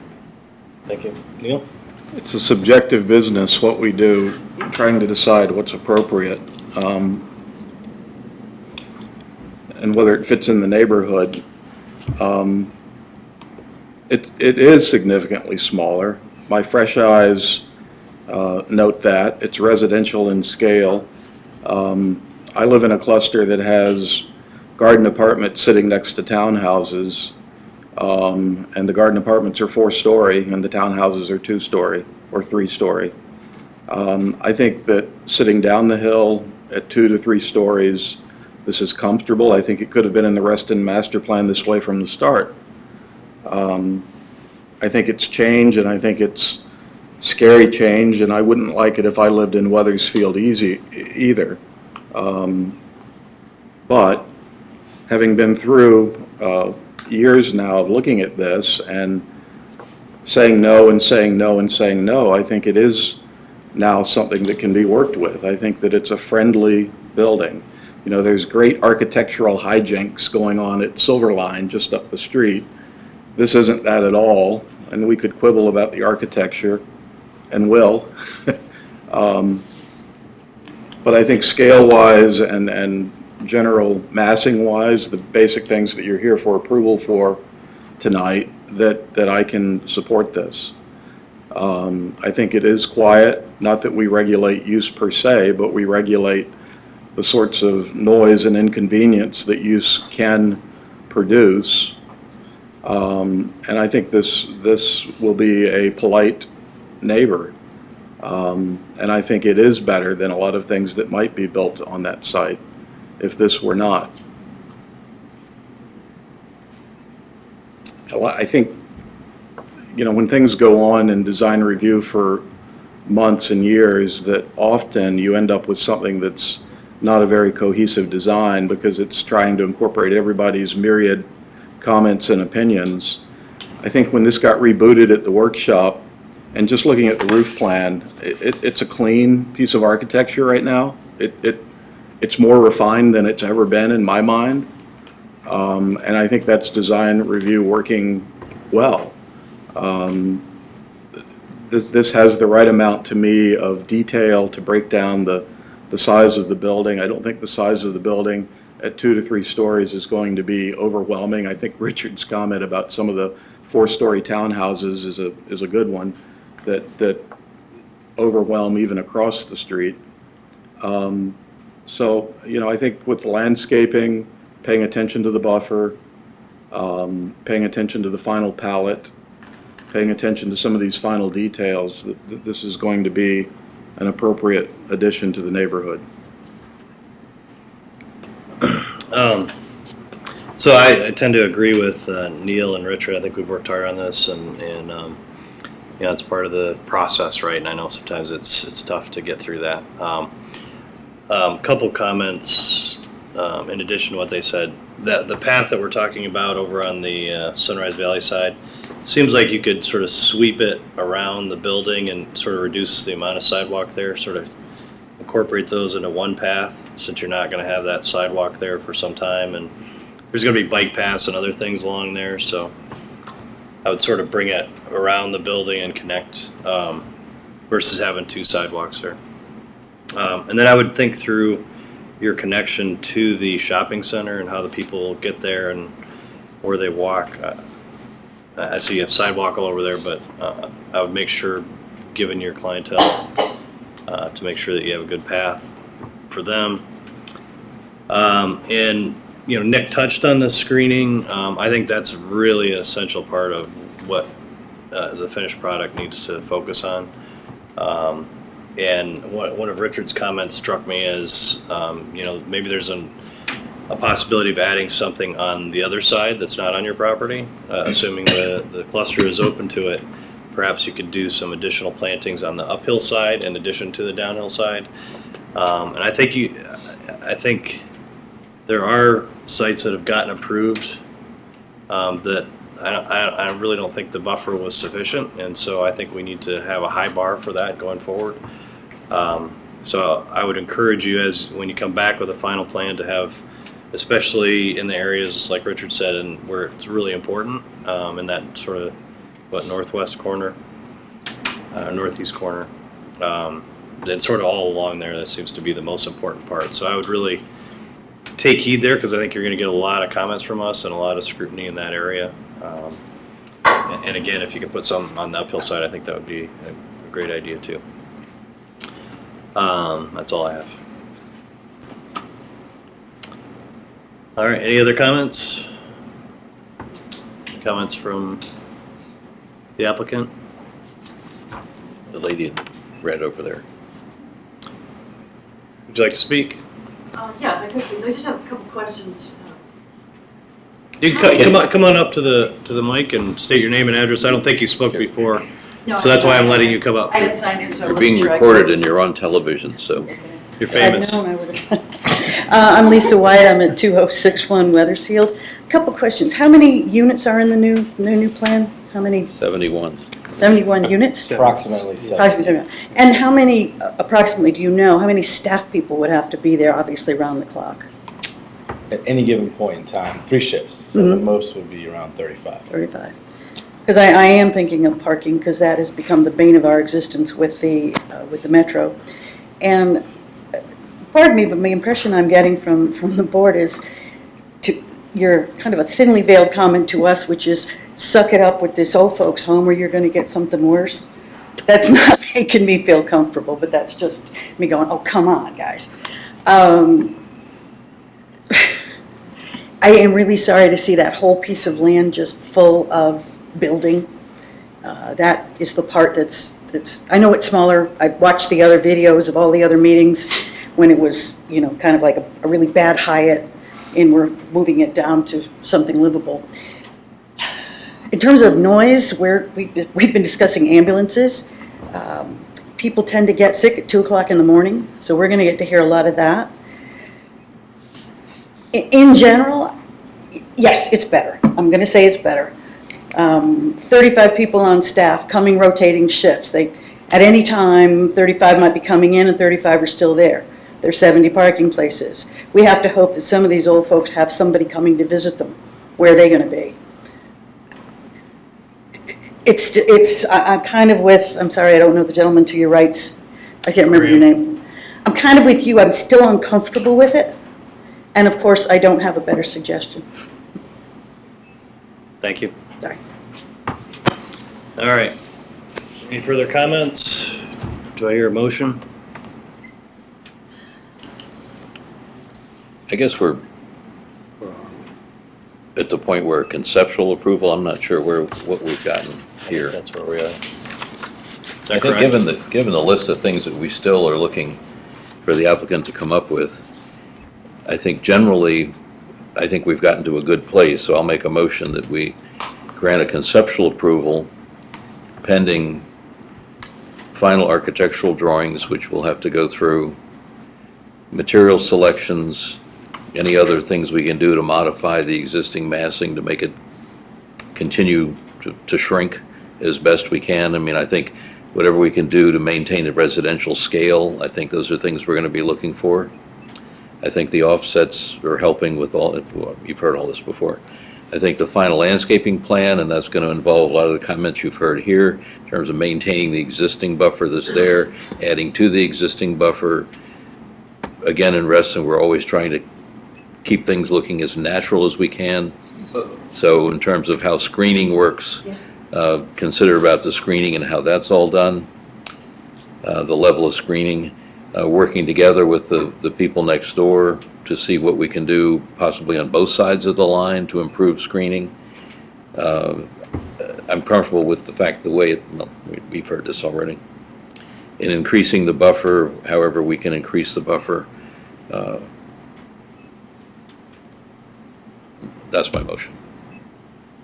Is that a motion? That's a motion. I think so. Yeah, okay. Did you miss anything?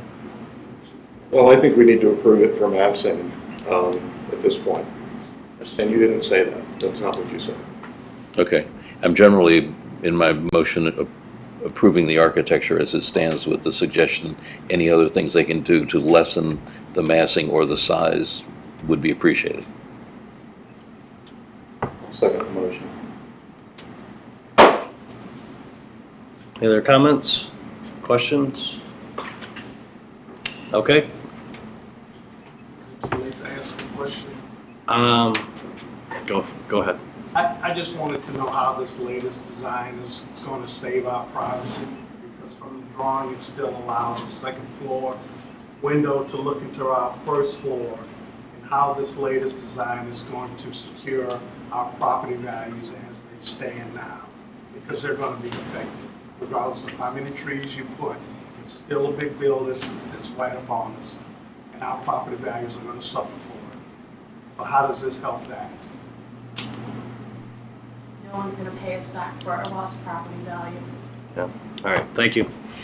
All right, any further comments?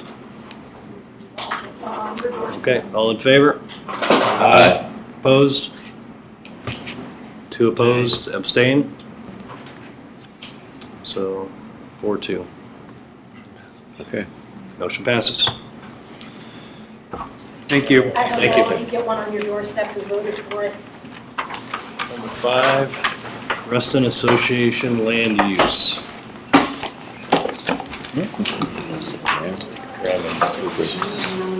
What's that? Thank you all, have a good night.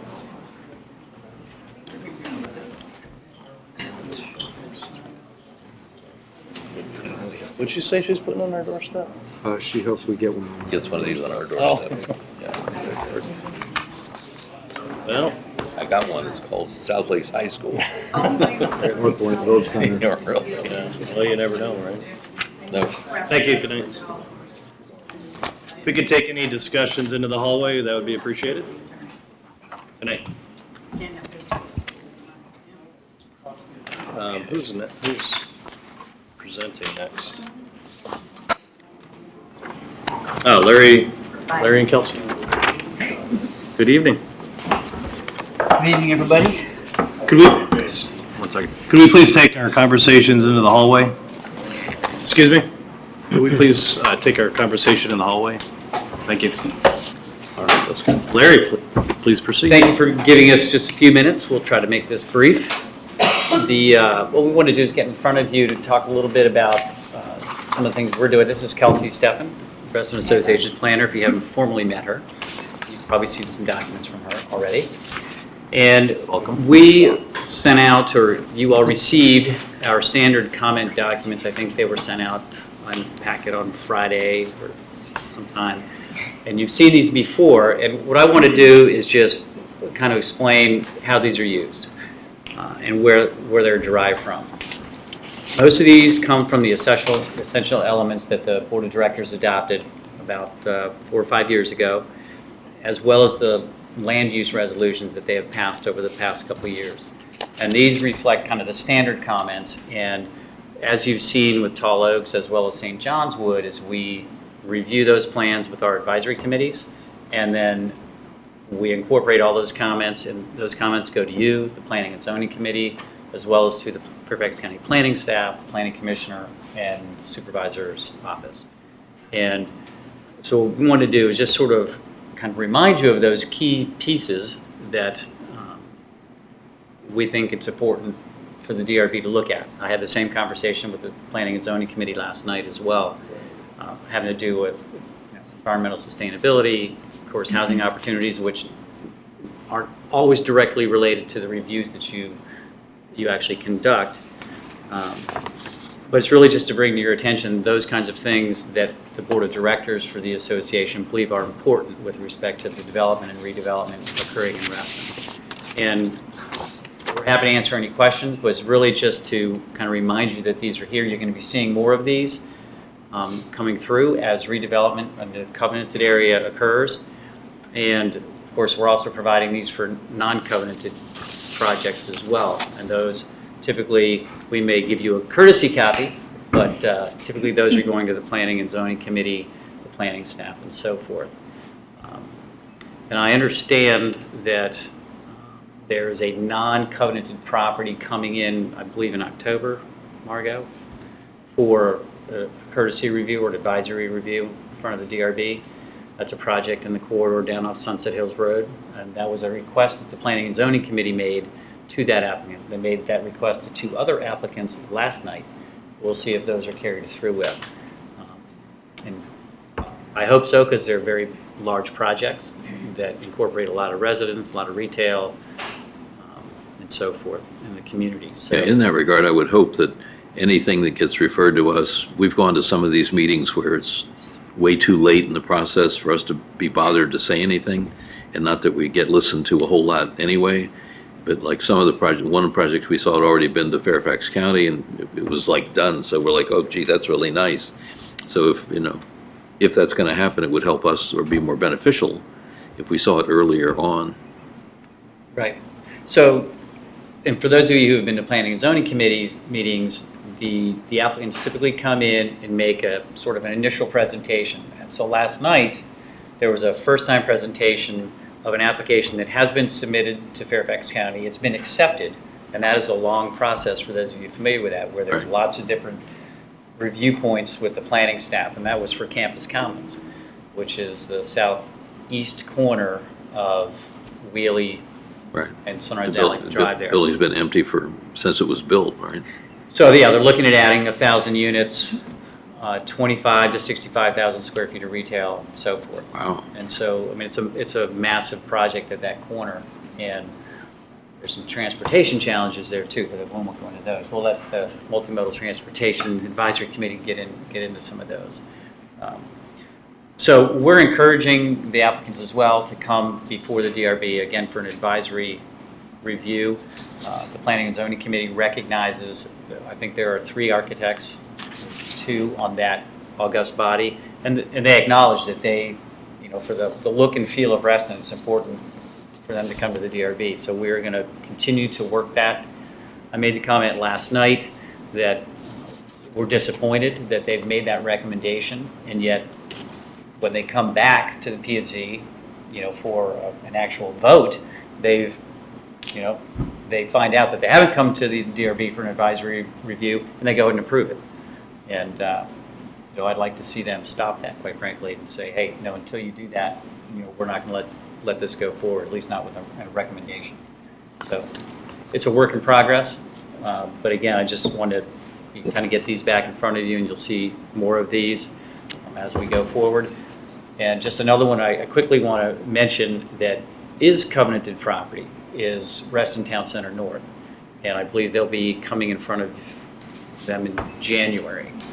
And so that will be a very, very large mixed-use development project that will take a lot of, I think, a lot of interest and energy, and it could be very impactful. It's about 3.4 million square feet gross floor area total. So it's a very, very large urban-style project, which is a perfect segue for me to turn it over to. Quick question though, are they planning on coming to the DRB with those applications? Yes, so the initial, right now, the first thing that is out there is just the rezoning into the grid of streets, basically, in the development blocks. And they're planning on coming, I think, in January. Okay. With that rezoning application. There's no architecture with it, but they recognize that they need to be engaged with you throughout the process. I said a general comment about, we have this discussion a lot, the design review technically is this simple process. It gets complicated, but it's, you know, if we really are truly a design review board, it can be pretty simple. We're just talking about design elements and the environment and everything else we're talking about. So I just think we have to be a little watchful of not continuing to create a larger bureaucracy that affects all the development. We have a lot of development going on, but the process really is not that complicated. So I think we have to be a little careful about, let's not cover it with so many words that no one understands what we're doing either. We already have the problem with the county. We have no idea what the county's looking for anymore. At least in my business, we don't. I have no idea when I submit plans what they're looking for anymore. Half my civil engineers won't even work in the county anymore because it's gotten too difficult. So I just think we have to be careful not to let Reston become even more complicated with, here's another 3 pages and there's another 3 pages, and, you know, let's keep it simple. One of the reasons that we're doing this now, particularly with the development and redevelopment comments and getting our committee input and so forth, as well as yours, even on an advisory role, is that at this point, the only people doing design review for non-covenanted properties is Fairfax County staff. Yep. They're not architects. They are planners and engineers. On the county and Town staff, in in some cases, are architects. the planning staff? Talking about just what you said then, just clarifying. Joan Beecham used to sit on this board, registered architect, project manager with the county. Okay, but she's the project manager for Town Center North. She's one of several. Okay. I stand corrected on part of that. I know that some of the main reviewers for the projects in Reston are not. I mean, it's so. subjective, like I said earlier, too. Just It because is. they're architects doesn't mean that we're going to like everything they do. One of our own members is a planner for the county. She's not here tonight, but City. Hmm? She's City of Fairfax. City of Fairfax. She's doing what? City of City of Fairfax. She's not County of Fairfax, she's City of Fairfax. I knew that. Like I said. You just want to check that everybody Yeah, else I is. just- So with that, though, I want to let Kelsey talk a little bit about what she's doing that has to do very specifically with that subject matter and the urban design guidelines. Yeah, so what we wanted to bring up was the development of Reston Association Urban Design Guidelines, which I know is something that the DRB has been very interested in producing. And as many of you recall, the county did release draft text of TSA Urban Design Guidelines that I believe the DRB provided comments on. That unfortunately was put on hold for a little bit while the project manager at the county left. So it recently got picked back up again. So we've been in contact with that county staff person and basically proposed to them that if we kind of pick and choose which sections of their guidelines are of interest to Reston Association, if we can take some of the work they've done and kind of use that as building blocks for our own design guidelines. Unfortunately, their most recent draft isn't quite ready for public consumption, but it's getting pretty close. So what we thought would be helpful is I'm going to pass out kind of a sheet here with a framework of the topics and different sections that they're going to be providing. And I'd like for you guys to take a look at it and think about what you envision these guidelines to look like, what sort of topics and sections you'd like to see. And then on our end, we'll work to get some of these text pieces in place with that feedback and hopefully have some sort of building blocks to start working with. And that's something we like to put together in the next couple months here. So hopefully at the start of the year, we can really start coming up with Reston's guidelines that can... Do you have a copy of that, the Fairfax County stuff? Because that's, John and I were on that illustrious board, and I've got a copy of it that I can make available to you if you don't have. But a lot of it, like the pictures weren't filled in and the text wasn't done and so on. And It needed a lot of work, but it was a start. we have a copy of that, and actually they're in the process of, they've incorporated some of those comments, quite a few actually, and they're still kind of putting together the last pieces. So I've been in close contact with that person on getting that as soon as we can and what I can share with the DRB. So like I said, hopefully that's in the next couple months here. It's been over a year. It's been Yeah, it took a long delay. Yeah. Yeah. Yeah, that county staff member went back to work in Maryland where she lived, and there was it was about at least a year void where absolutely nothing was done. So did she come back, or they just got someone else started up? Got someone else. Someone else. Someone yeah. else. Bless. Excuse me. Sorry, Doc. Well, I find that all very exciting. Thank you. Great. So that's all we have. One question and comment I had. So I appreciate you putting together the notes from the work session and other things.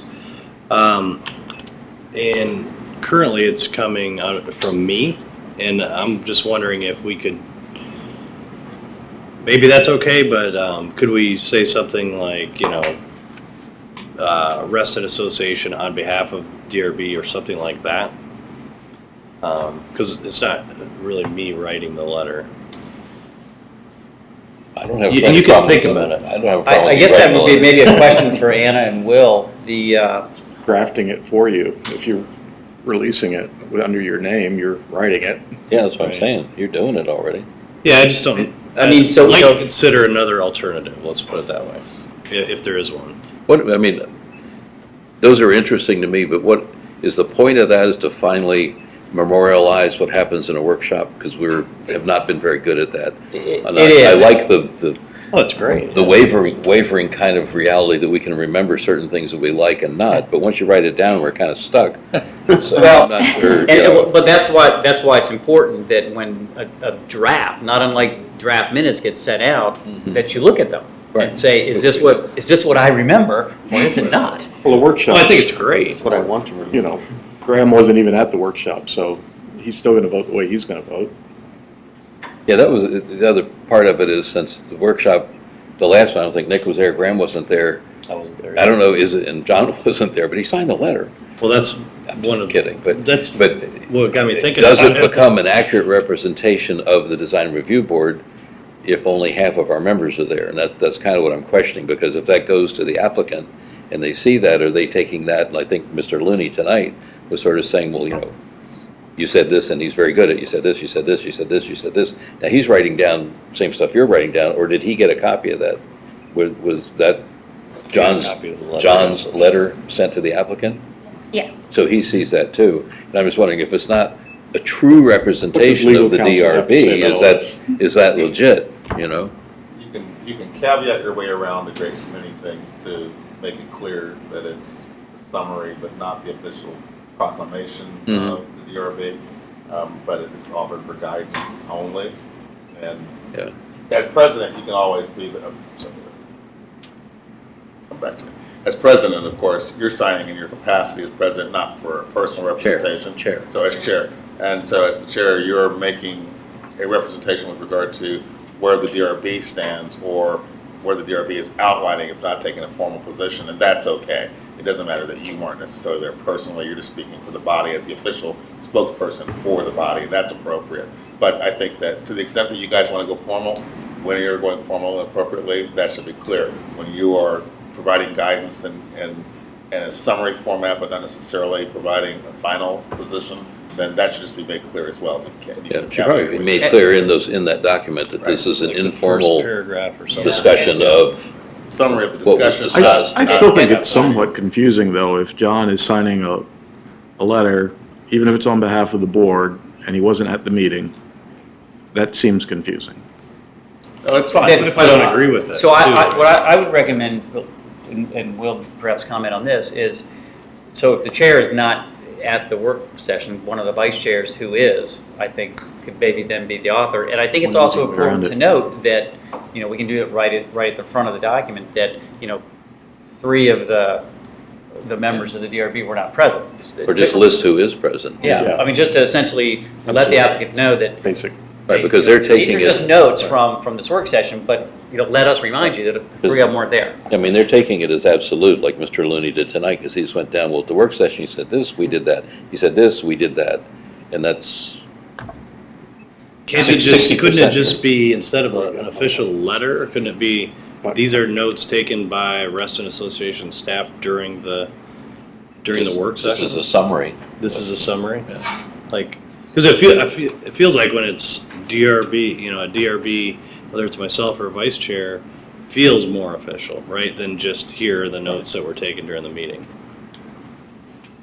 I don't know, maybe we need to think about it, but that's the thing that's been certainly worth giving consideration. Well, in years past, Covenant staff signed a lot of things. Marjorie Kruger, who's DRB secretary's name is on thousands of minutes, not vice president, not secretary, not the vice chairs, not the chair or the vice chair. So anyway, Kelsey's name could just be on there. I mean, I don't know. Yeah, I mean, and really, it's the intent is that it's a benefit for you all, so that there's some general recollection, which is why I want to do it quickly, get it out while your memories are still fresh, and say, yes, this is pretty much what we talked about, and these are the general concepts that were discussed. Not that there was any decisions made or anything, just... Was the person drafting the letter, that was you? Yes. And were you there? Yes. So, I mean, that helps. We would not draft it if we weren't there. Right. Let me be very clear about Hey, John signed it, he wasn't there. I suspect council wanted to hear that as well. Louder. Yeah, so not who signs it, who's drafts it. If you could talk about We it, can discuss who it's from and Discuss it. think about, we've been kind of working out this procedure since it's brand new, so Sure, we sure. appreciate that. I think it also depends, I think you need to figure out who's it for. And if it's just for us so we remember what we said, that's one thing. It doesn't have to be signed by anybody, just these are the things that came up.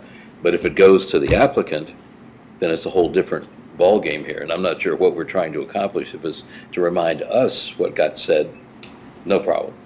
But if it's going to go to the applicant, I don't want to mislead them into thinking, man, we had a workshop with the DRB and it looks like everything's done. Well, and I think that's, that's why we sent it out to you. So, I mean, I think the language that has been put in thus far is pretty explanatory, that this is just a summary of the discussion. And, it doesn't even talk about decisions. I don't think that word's ever even mentioned in the thing. So.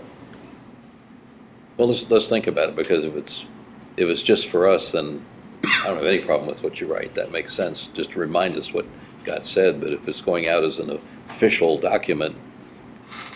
It's going out as an official document. Well, it is. I mean, because I think, it's a formal, we'll call it a formal record of the discussion. And that, again, not decisions, just the discussion. So that everybody, has recollection of. And it helps with some predictability for the developers, which is fair. Yeah, no, I understand that. Right. It just seems if it comes across that way of the DRB said, which is kind of how they're taking it. That's what. No, I think the preamble needs to be there. We need to have something at the top that says what this was. Yeah. Yeah, and we're happy to. And what it's not. A total throw some other draft preambles out and, let you work with those too. Okay. Thank you, but great job. Thank you for doing that.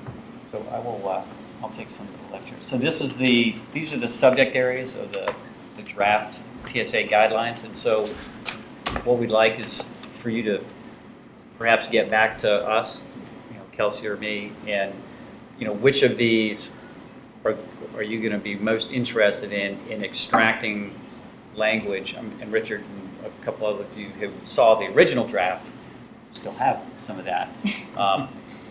For us to extract from the county to use for those, as you said, building blocks.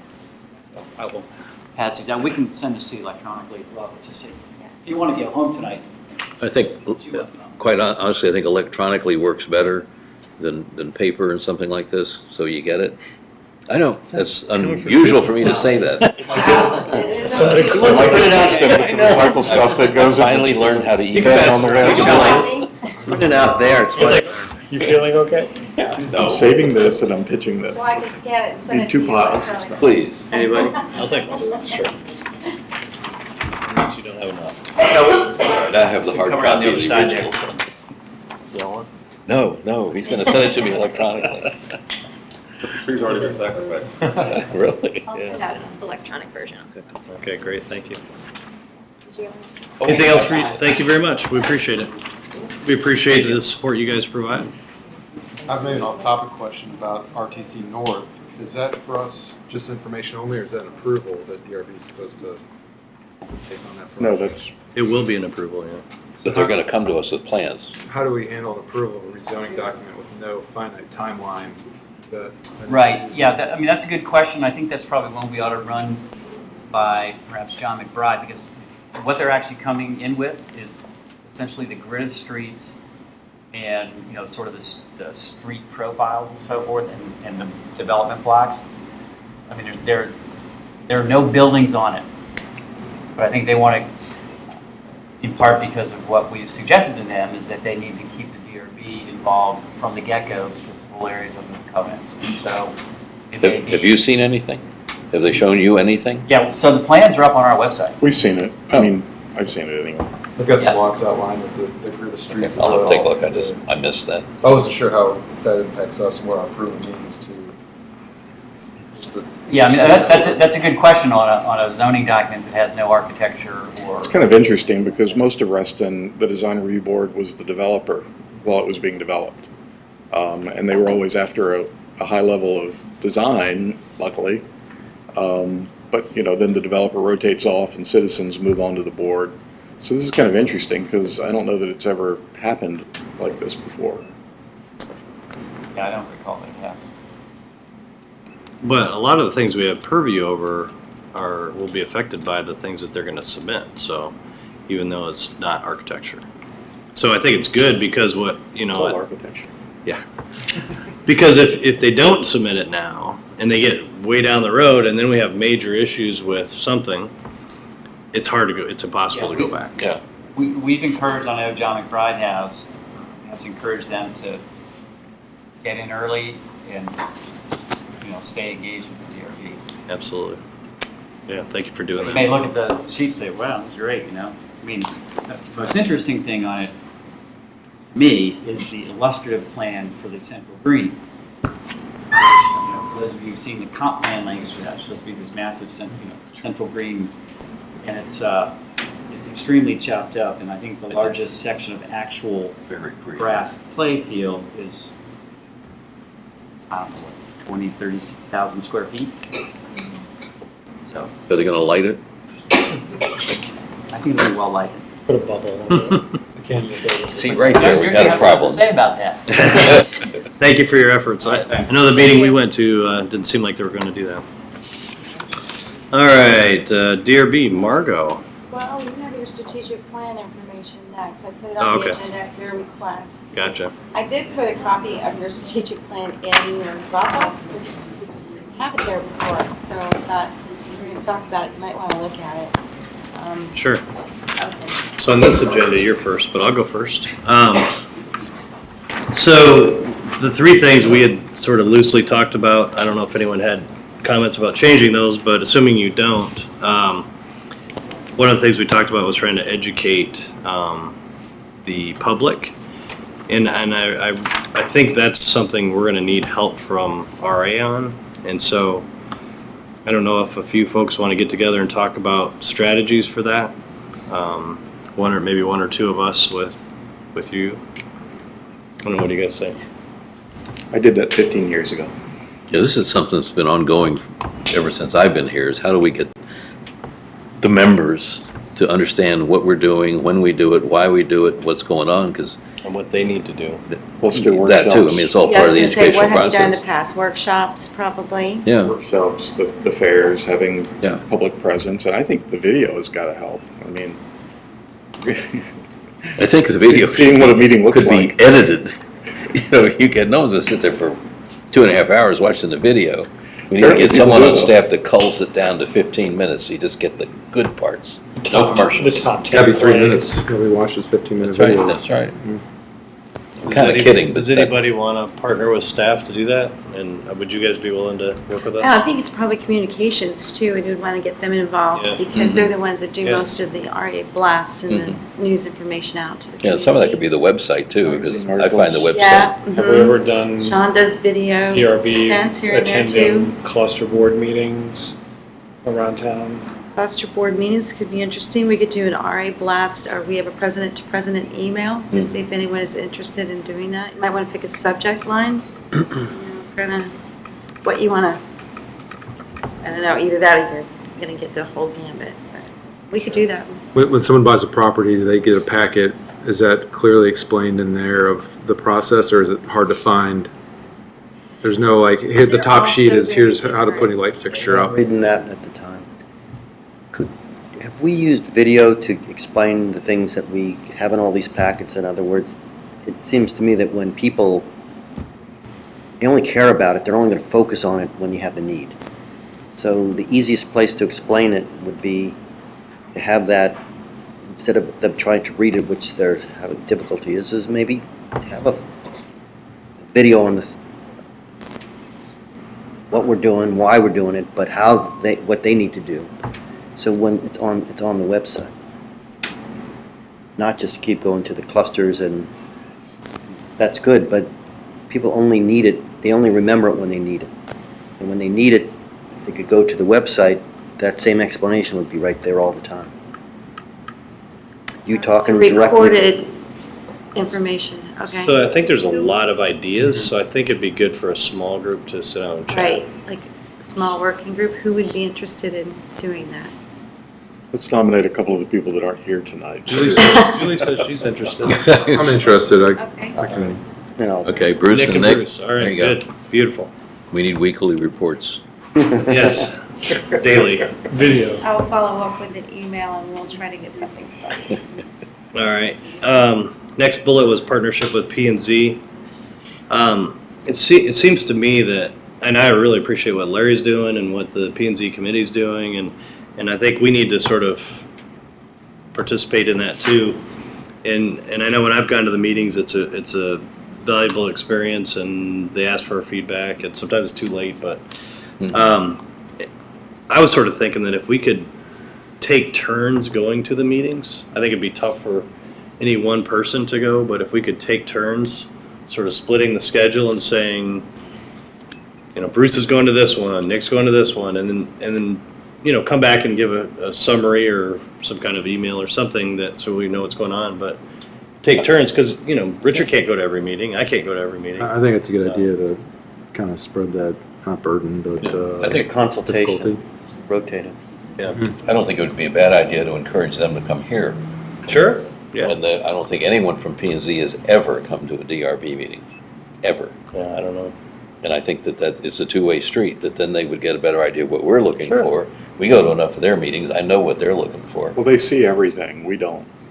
No, I understand that, but they don't know, like a discussion we had tonight, would be good for them to see, because they'll see Kensington, you know, and to see what we thought, why we thought it, and so on. I mean, like I said, it's a two-way street, Yeah, that's we can all. suggest it. Yeah, And I think we're trying to collaborate more, so absolutely. I suspect they would be inclined to. Yes, ma'am. No, that's okay. Hi, I'm Patty Nance, and if you're going to collaborate with P&Z, is there any way that you could put them back on our calendar, on our website? I mean, they're not on our calendar anymore, or when they have meetings. And so if you're going to collaborate more with them, is it possible for them now to be put on our calendar? It's not Reston Association, and so that's a Reston Association website. I think they do have a link. It used to be at one point. Yes, you're right. You're absolutely correct. But I do believe they have a link to information that's discussed. Problem with P&Z is it's so county driven, so their calendar isn't established. They have a calendar established, but their agendas aren't established until Friday, just before the meeting. So we don't really know what's going to be there until 2 days before the meeting. But if you guys establish a calendar that it would be your particular Monday, we could do that at the same time we do the DRB calendar. And if there is a meeting, then you can go. You know it was your time to go. You should have it on your personal calendar. I don't know of any other way, if Larry has that up on the website or a link to that, I'm not sure. Could we post it, or is there a reason we can't? Well, But it's probably not there until the very last minute, You so post anything you want, right? I can double check and let you know, because I have your email address, and see what they're doing with that. Also, because last night, with the conflict with their meeting last night, I chose to go to the board of directors meeting to listen about ethics. I had to make a decision as to which one I wanted to attend, and I think they're both really important. I would really love to see some collaboration that the community could attend. Yeah. I will Can you- definitely check into that and let you know. Yeah, because if you could post it, just post it, right? I mean, Sure, well, right, it would probably be on the redevelopment page, I would They assume. just need to get a bigger room then. Well, They just need to get a bigger room then. I think it's a good idea, just to kick it off. I'll start it by taking last night's meeting. Could you just sort of arbitrarily Do you want to pick, start it now, or do you want to kind of start it for January 1st? I'm looking at that way. start it next now? month? Next month? I'm not going to be able to commit by Monday nights. Okay. I have evening meetings already that I schedule around this Tuesday night stuff, but I'll just say that I can't commit more nights of the week. All right, so Neil can't go. And frankly, when we can't even get a full board here, I think this is going to fall apart really quickly. All right, well, let's try. Yeah. All right. So don't It's not put like Neil we have down. to Like John Is said, there- I can't go to every meeting. You're a designated Is there anyone ambassador. else that can't go? Well, we have 2 members that aren't here with us tonight, too. So you want to just Sign check them up for everything. Yep. So we'll see what their commitment level But looks if they like can't, they via can't. email. Those of us who can will, right? Just on that note, are we ever going to get a replacement for Linda? I sent out an I email. mean, it's only been 6 months. Julie's here, she can tell you. I sent an email saying that there was someone that was supposed to have been interviewed I know. that withdrew, and then there is a candidate that's going to be interviewed at the October BOC meeting. So that will that will determine whether it's going to be. Wonderful, thank you. When you guys pick our Mondays, it might be better if it's not on our panel or con, yeah. So just think about that when you're picking the dates. Well, it's only, they only meet once a month, right? Is it always the It same? is once a month, the same week that your DRB meeting is. The full board? Full board. Oh, is It's it always the that? Monday preceding? the Oh, full okay. board. Unless I think they can call a special meetings in between that as well. So We don't those wanna will go to come up when they no. come up. We don't do special meetings, no. So, Absolutely not. yeah. Well, that's fine. We'll It's a just, hard one to plan for. just pick and then 'cause we'll work amongst ourselves if we need to. They have no staff. It's kind of a misconception that, you know, they're a county group and you'd think they have resources. It's totally self-run. They put their own agenda together, they canvass their own members. And that's one of the reasons it's a little bit helter-skelter. Yeah. Yeah, at one point they asked if our RA could help them with some of that, and I don't know if that's possible or not, but Anyway, moving right along. something to think about. The last thing on the list, yeah, oh, yes, Collaboration with Kinsey. yes. And Richard, you said about how they don't get to see what you do. Now that you record it, you can certainly provide them a link and suggest which portion of your meeting they might wish to view.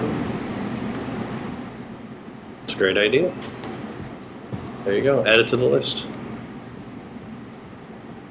Cool, thank you, Joel. Last thing, go ahead. Last thing is urban design guidelines. Sounds like Larry and Kelsey are working on that, which I think is what we need. So I don't think there's any action for us other than to Right. Well, No, the thing we'll about their efforts. Provide feedback on this. They provide feedback on this. Yeah. Will we be adopting them at some point? I think that's the idea. So I suggest we stay up on what's happening. Oh yeah, totally. Yeah, yeah. No, the thing that happened before, Until we have went something to to look at, though. 6 months or 8 months worth of meetings, and it's the thing, the document got to be 30, 40 pages long, and it was getting there. We were all having input. The committee, board, whatever they put together, it was a lot of developers, like say 16 developers, surprise, surprise, it's the county, right? And maybe 4, John, me, there was 1 or 2 other architects there, and that was it. Everything else were developers. Big-time Comstock representation, big-time JBG representation, you know, so those were the voices that were being listened to, quite honestly. So I think if we're gonna get into this, we gotta really get into it, or don't bother. Because we're gonna get overwhelmed. Just a comment. But if they get them done and we don't like them, then we're definitely not going to approve them. Sure. And there's still guidelines. Yeah. We like what we like. Bruce, were you going to say something? Well, maybe I misunderstood. I thought the approach here was we were going to adapt those for our own Reston documents. If they're done properly, there's a possibility that we should do that. Yeah. But I don't think that's a guarantee. That's what they're hoping to do. I thought they wanted us to take it's sort of the building block, but it would still be a Reston document, not an RA document, not a county document. Well, the problem is it's a lot of work to put it together, and I think if there's a county document and a separate RA document that covers potentially the same properties, it could be very confusing for folks. And so I think the idea would be is that it's a collaborative effort. Eventually, we do vote to approve it, and that we use it, right? And I think it would be great to, you know, on the big projects, it'll help guide everyone, right? It'll guide our thoughts, it'll guide the developers, and so that everyone has a little more predictability about what it all means, right? Because right now it's really... What was interesting, though, was some of the guidelines being developed in that were already not being used by the people doing developments already in the corridor. And it had everything to do with street trees, to setbacks, to everything else, that these guidelines that have stalled for over a year. None of the developers doing projects now were paying any attention to any of this stuff anyway. And most of them were in the room helping put this document together. Gleefully. Yeah, so, yeah, it's just, let's see, we'll see. Yeah. But at least something's happening. I think that's a good thing. It's always good. Something's Something's happening. All right, did you want to go now, Martha? Yeah, this won't take very long. A couple of real quick things. We have the DRB at reston.org posted on the Design Review Board site, on the website. When we get emails to that email, I would like to kind of address this a little bit differently. We can respond to them from a staff standpoint, but I feel like I would like to have someone as a spokesperson that could return an email on behalf of the Design Review Board with staff's input should you need background information. I don't know how you've handled it in the past, but What are we talking there's about? an email just for you. So when they're addressing you by this, in this email address, they think they're talking to the Design Review Board. Yeah, that's not a good idea. They should be talking to staff. That's why we have staff. So the question is do we keep the Design Review Board at reston.org, or do we change it to say that it's for site, DRB I think site? the secretary of the Design Review Board can answer those emails, even if it's just to point to the fact that we have regularly scheduled meetings or whatever process is. But the DRB only speaks at these meetings or through letters drafted by the planner. There you go. How about, from a legal standpoint, how do you feel about that? I can answer their emails for them? Well, in Staff terms questions. if it's better if it looks like it's RA staff, DRB related, fielding questions, kind of like going to your advisor, so that you're getting the nuts and bolts answers to your questions, but you're not getting rulings from the DRB. Correct. Because that's, you want to avoid anybody getting a sense of that when Exactly. they're hearing from the DRB. So if you are looking for that level No. of email communication, then I'd have it like come from the DRB. But if you're looking for more help and guidance to people that are trying to figure out how to run through the process, then I think they should clearly understand it's a staff communication. And you maybe need to retitle the email address to make that clear. Sometimes it's about, in consideration of something that was done at a meeting, and they want to put forth an opinion. Not necessarily the staff, it's not about process, it's just about opinion. I think that's why we have members' comments. They should just come to a meeting and talk to us. They don't always want to do that. Well, then that's So, their problem. I guess, Well, it's okay for them to have a one-way communication where they want to tell you things or they want to share ideas or thoughts. That's maybe helpful to get the sense of the community, but they shouldn't expect that they're going to have a conversation or a dialogue with the board outside of meetings, because that gets into trouble. 'Cause you can't. Right. So you can forward those, I right, guess. I to can us. forward them. Or we can also talk about it further internally, but that's how it's set up. So we often get emails that are addressed to the Design Review Board. I mean, you could forward them to us if they're appropriate. And so that's my point. If I did that, who's going to respond? 98% of what DRB is to the average Reston Association member is a staff interaction with their advisor, with their counselor. If they want to sound off about the DRB, that's a whole different kind of thing to me. Occasionally that's what we get. It's just they want to be heard. So I'm just going to forward them. I think that's As I okay, get because we're not them. going to respond as And Will maybe said. from there, you'll get a better feel for what it is. They just want to be heard in some cases, and they don't want to come here and do it. Do they say like Richard's my favorite DRB member? It's generally not. Sometimes it's good, There are sometimes some things not. that do happen. I don't know how we can control this, but we had a very negative panel meeting a while back, and one of the applicants got very agitated. And the next morning I was alerted, there's this thing called HOUZZ, H-O-U-Z-Z, right? And I've got an account there because I get stuff, photographs, all this kind of stuff. And I got a very negative review the next day about being totally inexperienced, can't do anything, lose all my clients. It was just horrendously negative. And there's nothing I can do about it. It's posted, that's it. I mean, you can try to respond, but I'm sure it was a result of this unhappy person here. So I just think we have to be careful. If you're getting unhappy stuff like that coming in, I think it's better you just don't say anything. You don't respond, because then you start this, like on Reston now, it's always a war of words of the 6 people that respond to everything, you know. But I felt like I needed to, I think I'm going to start forwarding them to you. so- What if they're I'm constructive? ready to get rid of the email address personally. Well, that's my next You know, thing is, feedback, whether it's good or bad, is important sometimes. I'm interested maybe every week when you send out the agenda, it just gets tacked on to the bottom if you can compile it weekly. And if people want to read it, they okay. can read it. That's If a good they don't idea. want to read it, then This is so, I mean, this is taking one sample of very negative people and pretending that this is representative of something. I don't think it's fair to discount everybody though. If you get it and you could take something away from it, maybe that's doing a service to the It sounds community. off. I mean,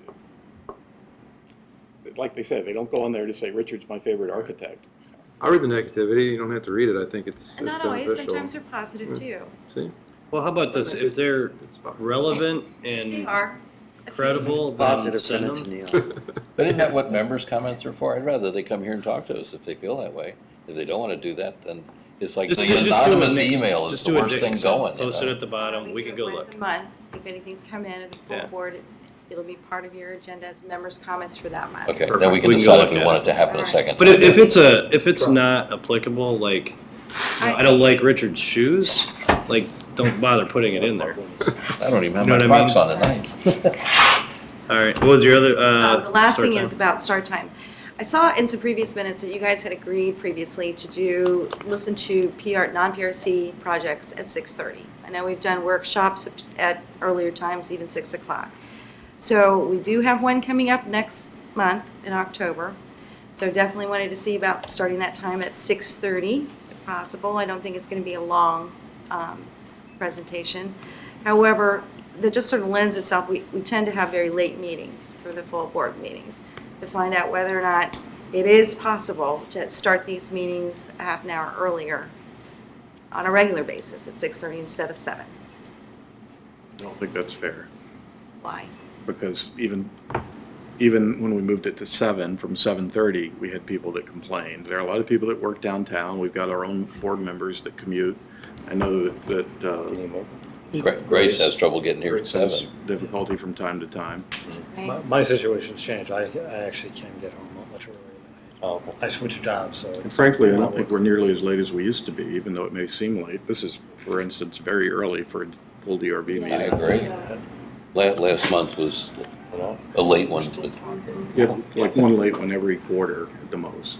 Yeah, we had a really late one last time. Yeah. Is there anyone else that can't do 6:30? Or is there anyone that can't do 6:30? I've never heard of an official board meeting starting at 6:30 for any of the you have municipalities. to let the applicants get home, have their dinner before they come. I mean, or whatever. Yeah, it's You not, gotta think of the that's a good applicants point. as- It's not just the board. Yeah. It's the applicants. Well, you had previously agreed to come and hear non-PRC That was on applications. special at 6:30. occasions only. It wasn't that we said we could do Probably it. going to have one in November, we're probably going to have one in January. We're There's being gonna be a- tortured, okay. Huh? We're being tortured, okay. We're not voting on those, right? We don't need. No, those are everybody to be informational here. presentations. And that only came about because we were saying, when could we possibly do it? And we all said, well, we're all going to be here full board anyway. I guess we could come early if we're going to start hearing that kind of So stuff. it's non-action, so. Right, Yeah, Grace can't it make wasn't it. that we were agreeing to a new start time, I don't think. He is non-action items starting at earlier timeframes. Yeah. That's the reason. So one of the things you brought up too was having these discussions at the beginning of the meeting? Well, just out of observation, we have some of the discussion items at the end of the agenda, always. And when we do have these late nights, it's tough to get to them. Everyone's a little tired. Could we move them to the beginning of the agenda? How would you feel about that? Was just another question I had. Yeah, I don't think the applicants would want to have to sit through the last 40 minutes of us sitting here talking. Well, if we're not going to start it early, that's probably not, I was thinking it would be hand in hand. We could start it early, do the administrative items, and then start with the DRB meeting at 7. So that would not be an applicant problem, it would just be whether or not the board can actually be here. You can consider it, you don't have to answer me tonight. Close the door. See those anonymous it would emails just- coming in now. You need to start those meetings earlier. You would just give us an opportunity to talk about some of this other stuff. Tonight's been good. We had time to discuss some things. Anything else from your perspective? Anything else? No, that's it. I'm gonna. I was gonna move. Yeah. Make a motion to move. So let Graham go home to go to bed. Second. I move All in to favor? adjourn. Aye. Thank you. Turn these microphones off.